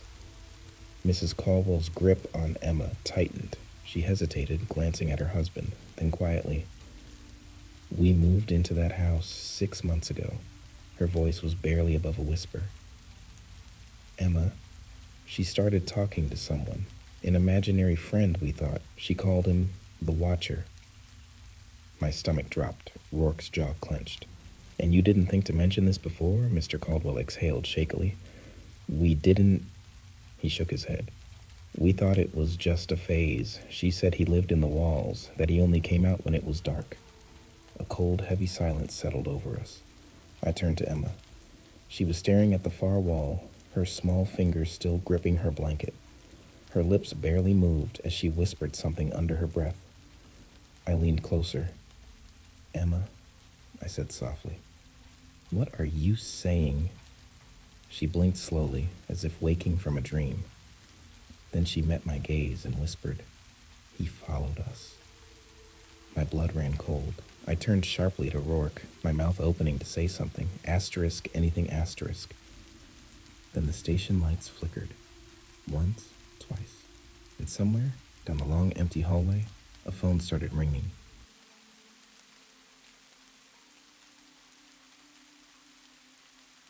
The night was quiet, except for the occasional hum of a passing car outside my apartment window. The city was never truly silent, but up here, on the 8th floor, the noise was distant, like the echo of another world. I had been exhausted all day, weighed down by an unshakable heaviness that settled in my chest. Work had been a nightmare. Emails piling up, my boss's sharp voice ringing in my ears. I had barely eaten, barely moved, and my body ached with the kind of fatigue that made even existing feel like a chore. A bath, that was all I needed, a long, warm soak to melt away the stress. But first, the toilet. I padded across the small apartment, my feet cool against the tiles as I entered the bathroom. The light above buzzed softly, flickering once before settling into a weak, yellow glow. I didn't think much of it. Just another thing in this old building that barely worked. When I lifted the toilet lid, I saw her. At first, my brain refused to process what I was looking at. It was just a shadow, I told myself, a trick of the light. But then my eyes adjusted, and I realized it wasn't a shadow at all. It was a face. An old woman's face submerged in the water. Her eyes were shut, her skin wrinkled and loose. Strands of long black hair floated, clinging to the porcelain like seaweed. I didn't move. I couldn't. How? How could a person fit inside my toilet? Was it a severed head? A mannequin? A cruel prank? My mind scrambled for a logical answer, but none came. Then her eyes opened. I sucked in a sharp breath, every muscle in my body seizing with cold terror. Her pupils were small, beady, blacker than the water that surrounded them. For a moment, she just stared at me, her gaze empty, unblinking. Then she smiled. A slow, unnatural stretch of her lips that revealed yellowed, uneven teeth. I screamed. The sound ripped from my throat before I even realized it. My hands moving on instinct, slamming the toilet lid shut. A muffled thump came from inside. Then, a sound. Low, wet, gurgling laughter. It bubbled up from beneath the lid, thick and strangled, like something choking on its own mirth. I backed away, heart hammering, my breath coming in short, shallow gasps. My body moved before my mind could catch up, grabbing bottles of shampoo. a hairbrush, anything I could find, stacking them on top of the lid as if that would somehow asterisk trap asterisk whatever was inside. The laughter didn't stop. I stumbled out of the bathroom, slamming the door behind me. Then the noises changed. The bumping sound, soft at first. A quiet, rhythmic knock, like knuckles against wood. Then harder, louder. Something was asterisk, banging asterisk against the toilet lid. I pressed myself against the hallway wall, every nerve in my body screaming for me to asterisk, run asterisk. But where? There was nowhere to go. The banging grew more violent, shaking the walls, rattling the mirror inside the bathroom. And then, silence. The sudden quiet was worse than the noise. I held my breath, ears straining. Nothing, not a single sound. And then, a whisper. Soft, delicate, like someone speaking just beside my ear. Let me out. I ran. I didn't stop to grab a coat. Didn't stop to lock the door. My feet barely touched the ground as I bolted down the apartment stairs. My breath ragged, my body shaking with cold and adrenaline. Outside, the streetlights flickered above the empty sidewalk. I spotted a taxi idling at the curb and practically threw myself inside. Go, I choked out. Just drive anywhere. The driver glanced at me in the rearview mirror, his brows furrowing. I must have looked insane, sitting there in nothing but a t-shirt and underwear, shivering like a leaf. Miss, are you okay? I swallowed hard. Please, just drive. He didn't ask again. As the city blurred past the window, I forced myself to breathe, to think. It wasn't real. It couldn't have been real. Maybe I had imagined it. Maybe the stress, the exhaustion, the loneliness. Maybe it had all finally cracked something inside me. But then I remembered the sound, the laughter, and I knew, real or not, I wasn't going back there alone. The taxi ride felt endless, the city lights bleeding together as I pressed my forehead against the cool window. My pulse still thundered in my ears, a deep, rattling beat that refused to slow. I had told the driver to just asterisk go asterisk, but now that we were moving, I realized that I had no destination in mind. I couldn't go back home, not yet, maybe not ever. I fumbled for my phone with shaking fingers and scrolled through my contacts. My mind raced, trying to latch onto a name, a lifeline, someone who would believe me, someone who wouldn't laugh in my face and tell me I was overtired or seeing things. Then I saw it. Lena. She lived only a few streets away, close enough that I wouldn't have to stay in this taxi much longer, close enough that I wouldn't be alone. I hit the call button, holding the phone so tightly my knuckles ached. It rang twice before she answered. Sophie? Her voice was thick with sleep, confused. It's almost midnight. What's wrong?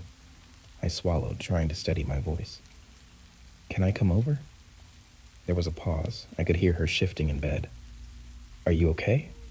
I hesitated. How could I possibly explain? Please, I whispered. I can't be alone right now. That was enough. Of course, I'll unlock the door. Just come in. I hung up before she could ask anything else. When the taxi pulled up in front of her apartment building, I shoved a few crumpled bills at the driver and practically leapt out of the car. The street was eerily empty, the distant hum of the city feeling suddenly too far away. The night was cold against my bare legs, but I hardly noticed. I climbed the stairs 2 at a time, my breath coming fast. By the time I reached Lena's door, it was already cracked open, just enough for me to push inside. Lena stood in the hallway, rubbing her eyes, her short, dark curls a mess from sleep. She was wearing an oversized sweatshirt, her expression groggy and concerned. Soph, what the hell happened? I stepped inside, closing the door behind me, with more force than necessary. I don't know, I admitted, my voice barely above a whisper. Something asterisk was asterisk in my apartment. Lena frowned. What do you mean? I felt dizzy, the events of the night swirling in my mind like a fever dream. I couldn't even say it out loud, not yet. Can we just sit down? I asked, hugging my arms around myself. Lena nodded, leading me to the couch. The small apartment smelled like lavender and the faint traces of the tea she'd probably had before bed. It was comforting, warm, the opposite of the sterile coldness that had filled my own place. She handed me a blanket, then disappeared into the kitchen. A moment later, she returned with a steaming mug of tea. I took it, the warmth seeping into my fingers. She sat across from me, legs crossed, watching me carefully. "Okay, talk to me." I exhaled slowly. Then finally, I told her everything. I told her about the bathroom, the shadow in the toilet, the old woman's face, the way her eyes had snapped open, the laughter, the asterisk, banging asterisk. I told her how I had run, how I had nearly lost my mind in the taxi. When I finished, the silence between us stretched. Lena didn't laugh. She didn't tell me I was crazy. She just sat there, staring at me, her expression unreadable. Then she did something I didn't expect. She stood up and walked over to her bookshelf and pulled down an old leather-bound book. She ran her fingers over the worn cover before flipping it open, skimming through the pages. "Lena?" My voice wavered. "What are you doing?" She didn't answer right away. Then finally, she turned the book toward me. "You need to see this," she murmured. I leaned forward, my eyes scanning the page. There, printed in faded ink, was a drawing. A face, wrinkled, sunken, with wild, stringy black hair and dark, hollow eyes. The description beneath it made my blood run cold. "Unreal, a vengeful spirit bound to water. Asterisk?" I swallowed hard. Lena tapped the page. "This is a type of yokai," she explained. "A Japanese spirit, so some are harmless, but some hold grudges. They linger. The asterisk. Wait, asterisk." I shook my head. "No, that doesn't make sense. I've never wronged anyone. Why would something like this show up in my apartment?" Lena's fingers hovered over the text. "It doesn't always have to be personal. Spirits attached to water, they can move, they can travel. A place doesn't have to be haunted, Sophie. Sometimes it's the asterisk thing, asterisk, that's haunted." A sick feeling settled in my stomach. "You mean?" Lena nodded. "Your apartment, your plumbing, the water in your toilet, it's a perfect conduit." The thought made my skin crawl. "How do I get rid of it?" I whispered. Lena hesitated. "There are rituals, but the thing is, Sophie, if you saw asterisk her, if she let you see her," she swallowed, "it means she's already chosen you." A sharp chill ran through me. "That doesn't mean it's too late," Lena added quickly. "But we can't go back there tonight, not yet." I exhaled shakily. "I wasn't planning on it." Lena stood, grabbing her phone. "I'm going to call someone. There's a woman my grandmother used to know. She deals with things like this. If anyone can help, it's her." I nodded, wrapping the blanket tighter around myself. Lena disappeared into the other room, her voice low as she made the call. I sat there, staring down at the book, at the illustration of the woman who had stared up at me from my toilet. A asterisk, vengeful spirit bound to water asterisk. A thing that asterisk waited asterisk. The apartment was silent. I could hear the faint ticking of the clock on the wall, the occasional rustle of the wind outside, and then, so soft I almost missed it, the sound of dripping water. I froze, the bathroom sink. Drip, drip, drip. I turned my head slowly. The sink wasn't running. I could see the faucet from here. It was dry, but the sound didn't stop. It was coming from somewhere else. A sound so quiet, so careful, like something trying not to be heard. Drip, drip, from the toilet. My breath caught. Then from behind the closed bathroom door, a single muffled laugh. I couldn't move. I couldn't breathe. The laugh, low, rattling, full of something that wasn't quite human, echoed from behind Lena's closed bathroom door. It was faint, muffled, as if coming from deep underground, but I knew exactly where it was coming from. The toilet. The sound of dripping water continued, slow and deliberate, a cruel reminder that it hadn't stayed behind in my apartment. It had asterisk, followed me, asterisk.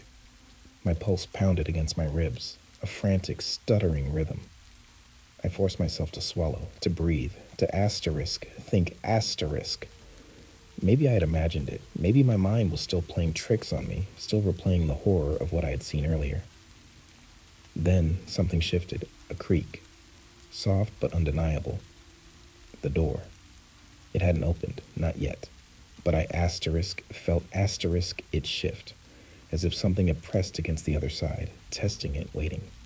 I shot up from the couch so fast my vision blurred. Lena was still in the other room, speaking in hushed tones to whoever she had called for help. I didn't want to panic her.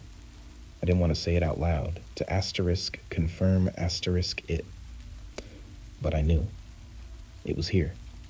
I moved toward the hallway, away from the bathroom, keeping my eyes locked on the door. If it opened, if I saw even a glimpse of what was on the other side, I didn't think I could survive it. I reached the kitchen just as Lena reappeared. She must have seen my face because her expression immediately darkened. Sophie? She lowered the phone. What's wrong? I shook my head, swallowing back the terror in my throat. It's here, I whispered, Lena's face drained of color. She turned sharply, her gaze darting toward the bathroom door. The apartment was silent again. Too silent. Then, a soft, wet slap, like something heavy, damp, shifting against porcelain. Lena's grip tightened around her phone. She took a slow, measured breath, then spoke carefully, quietly. We need to go. Now.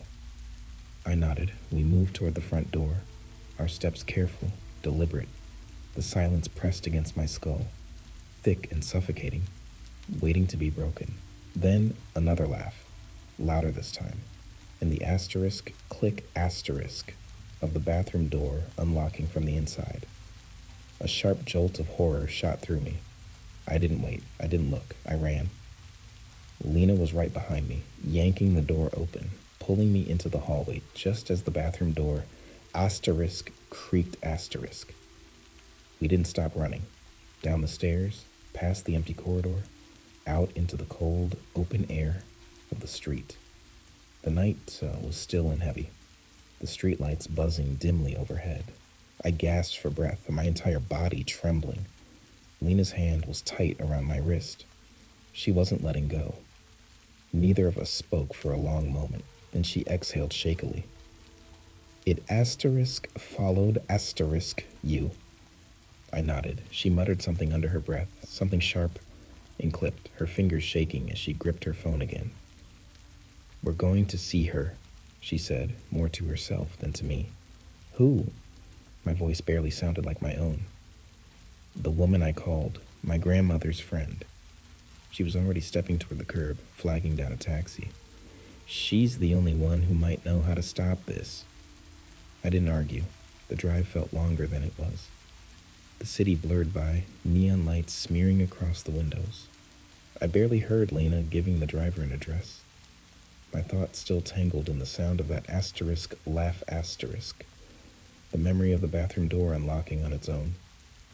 I didn't want to think about what would have happened if we had stayed. When the taxi finally stopped, we were in a part of town I didn't recognize. The streets were narrow, the buildings old and weathered, their windows dark. Lena didn't hesitate. She led me down a narrow alley toward a heavy wooden door tucked between two brick buildings. The door was painted deep red, faded and peeling, but something about it felt solid, safe. She knocked 3 times. A moment passed, then the door swung open. A woman stood in the doorway, small and wiry, her silver hair pulled into a loose braid. Her face was lined with age, her dark eyes sharp and unreadable.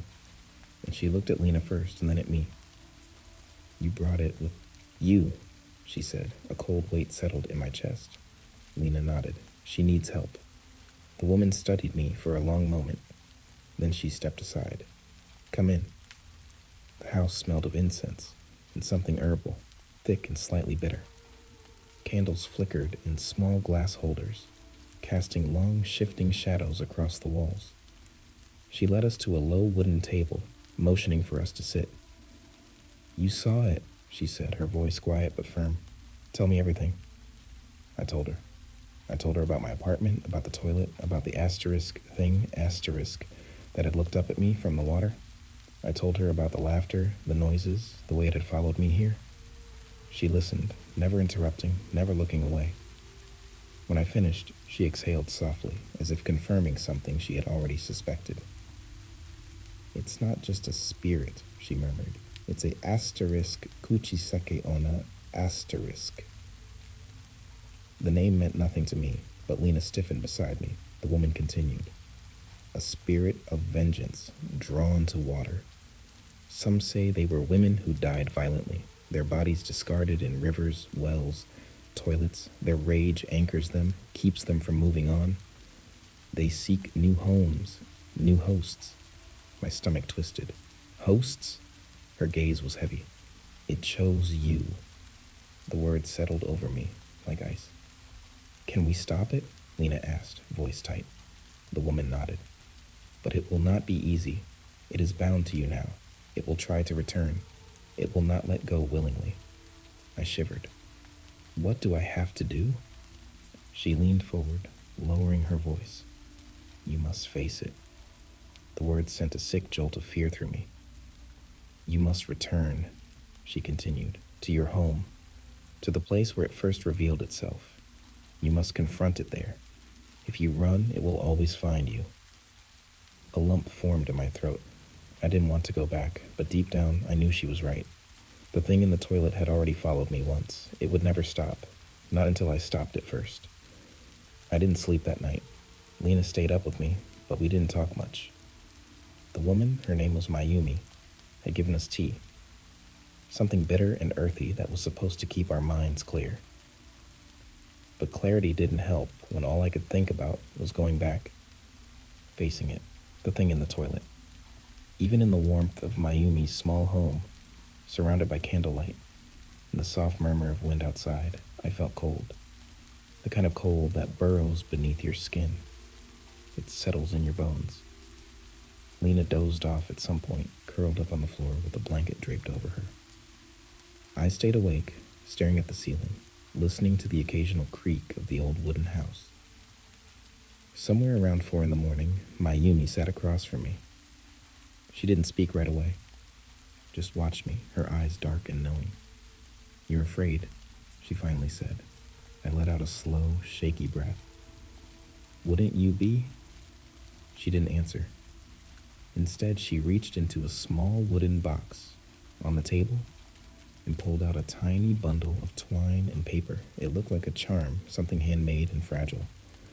This is for protection, she said, pressing it into my palm. It won't stop it, but it will keep it from touching you for a little while. I curled my fingers around it. The paper felt rough, brittle.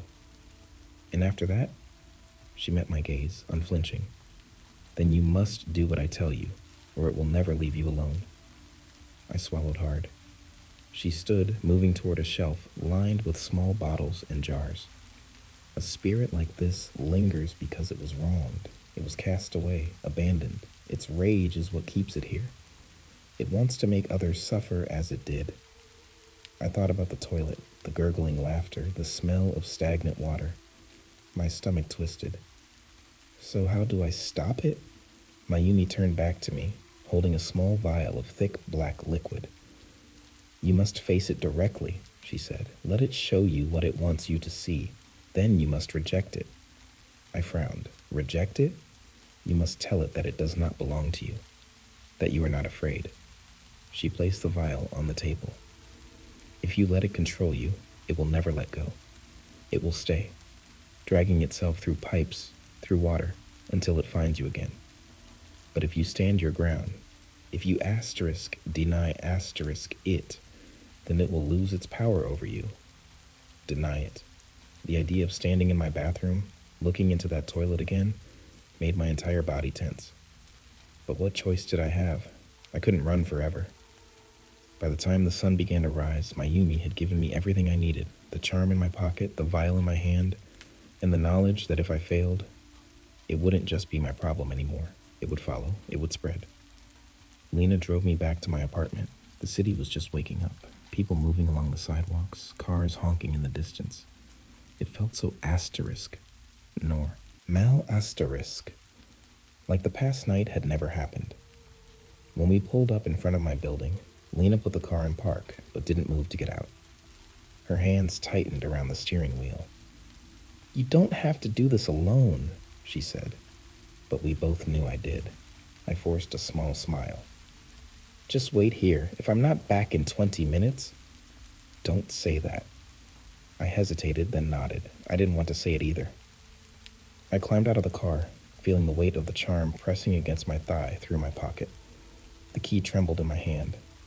As I unlocked the front door to my building, the elevator ride to the 8th floor felt like an eternity. The hallway was silent, my apartment door just as I had left it. I hesitated with the key in the lock. Then slowly I pushed the door open. Everything was exactly the same. The couch, the kitchen, the faint smell of lavender from the candle I had forgotten to blow out the night before. But the air was wrong, heavy, thick with something unseen.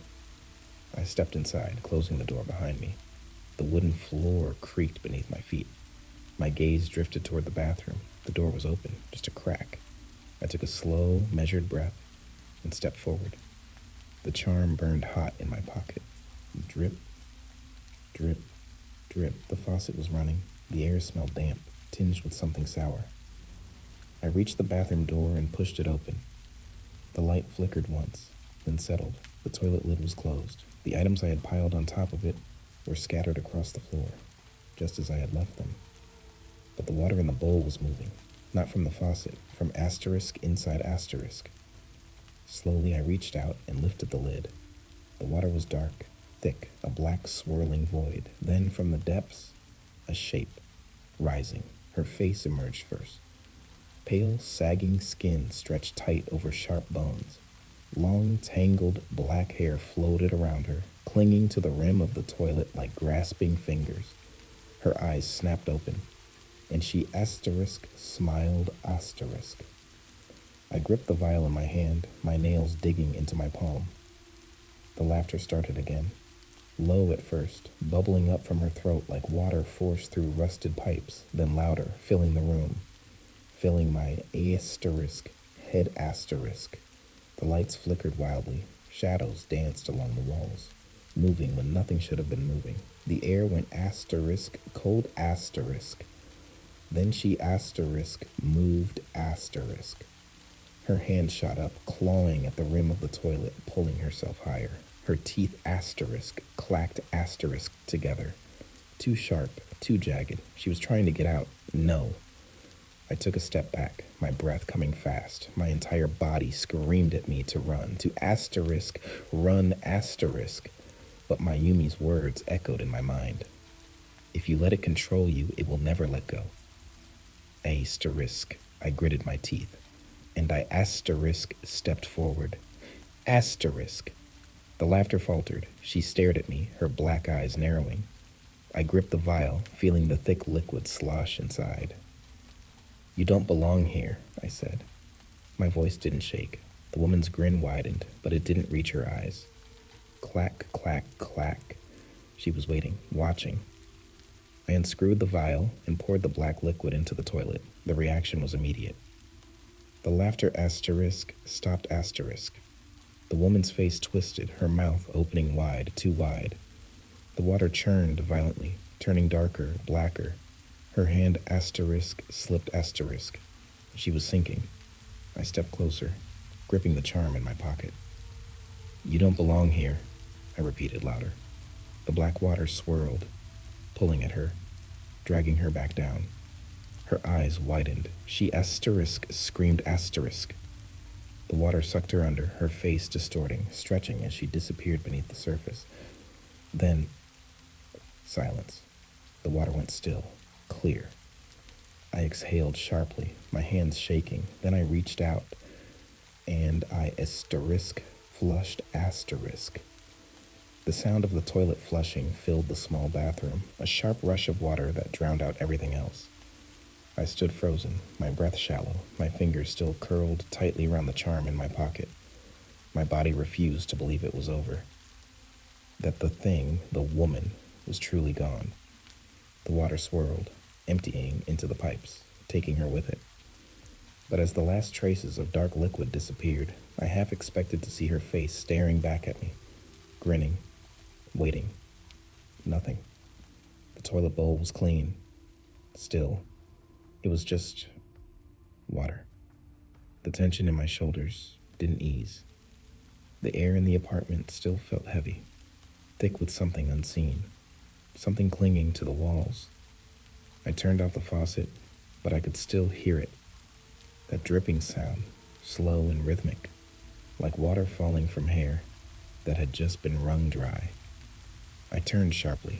The sound wasn't coming from the sink. It was coming from the walls. I backed away, eye heart hammering.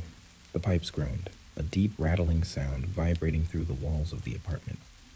The air was damp, humid, like I was standing inside a closed room after a hot shower. It wasn't over. I turned and bolted from the bathroom, slamming the door behind me. My hands shook as I grabbed my phone and dialed Lena. She picked up on the first ring. "Is it done?" she asked, her voice urgent. I swallowed hard. I don't know. "Get outside, now." I didn't argue. I grabbed my keys and yanked open the front door. Stepping into the hallway, the air out here was clearer, lighter. I forced myself to breathe as I locked the door behind me. When I reached the street, Lena was already waiting by her car. She barely gave me time to buckle my seatbelt before peeling away from the curb. The city blurred past us, headlights streaking against the wet pavement. Neither of us spoke for a while. Then finally, Lena exhaled. "Did you see her?" "Yes." My voice came out hoarse, raw. She tried to climb out, but I poured the stuff Mayumi gave me into the water and she went back down. Lena glanced at me. "And you flushed?" A small, broken laugh escaped me. "Yeah, I flushed." She nodded as if that confirmed something. Good. That should sever the connection. If she tries to come back, she won't find you." But the way she said it made my stomach twist. "If," I echoed. Lena hesitated, her hands tightening on the wheel. "Mayumi said these spirits don't just disappear. They were discarded once. They know how to crawl back." A chill prickled my skin. "Then where did she go?" Lena didn't answer. We drove in silence until we reached Mayumi's house, and she was waiting at the door when we pulled up, her arms crossed, watching me carefully. I stepped out of the car. Before I could speak, she nodded. "It's done," she said. I wanted to believe her. Inside, she made tea again, but this time I didn't drink it. I just sat there, staring at the dark liquid, trying to shake the feeling that something was still watching me. "You'll feel strange for a while," Mayumi said, as if reading my thoughts. "The mind clings to fear, but it's over." I exhaled, forcing myself to nod. "Will it find someone else?" I asked after a long pause. Mayumi stirred her tea slowly. "Perhaps." Lena stiffened beside me. "But we stopped it, right?" Mayumi smiled, but there was something tired in her eyes. "For now." The words didn't sit right with me, but I was too exhausted to question them.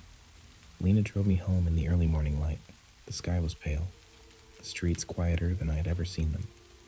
When we pulled up in front of my building, I didn't move. "You can stay at my place if you want," Lena offered. I shook my head. "If I don't go back now, I never will." She nodded. "Call me if you need anything." I stepped out of the car and made my way inside. The elevator ride felt longer than before, the air thick with anticipation. When I reached my apartment door, my hand trembled slightly as I unlocked it. The air inside was stale, untouched. The bathroom door was still closed. I stood in the entryway for a long time, listening. Nothing. No dripping, no laughter, no creaking pipes, just silence. I stepped forward, forcing myself to breathe. I was safe. It was over. That night, I slept for the first time in what felt like days. My dreams were empty, quiet. When I woke up, sunlight streamed through the window.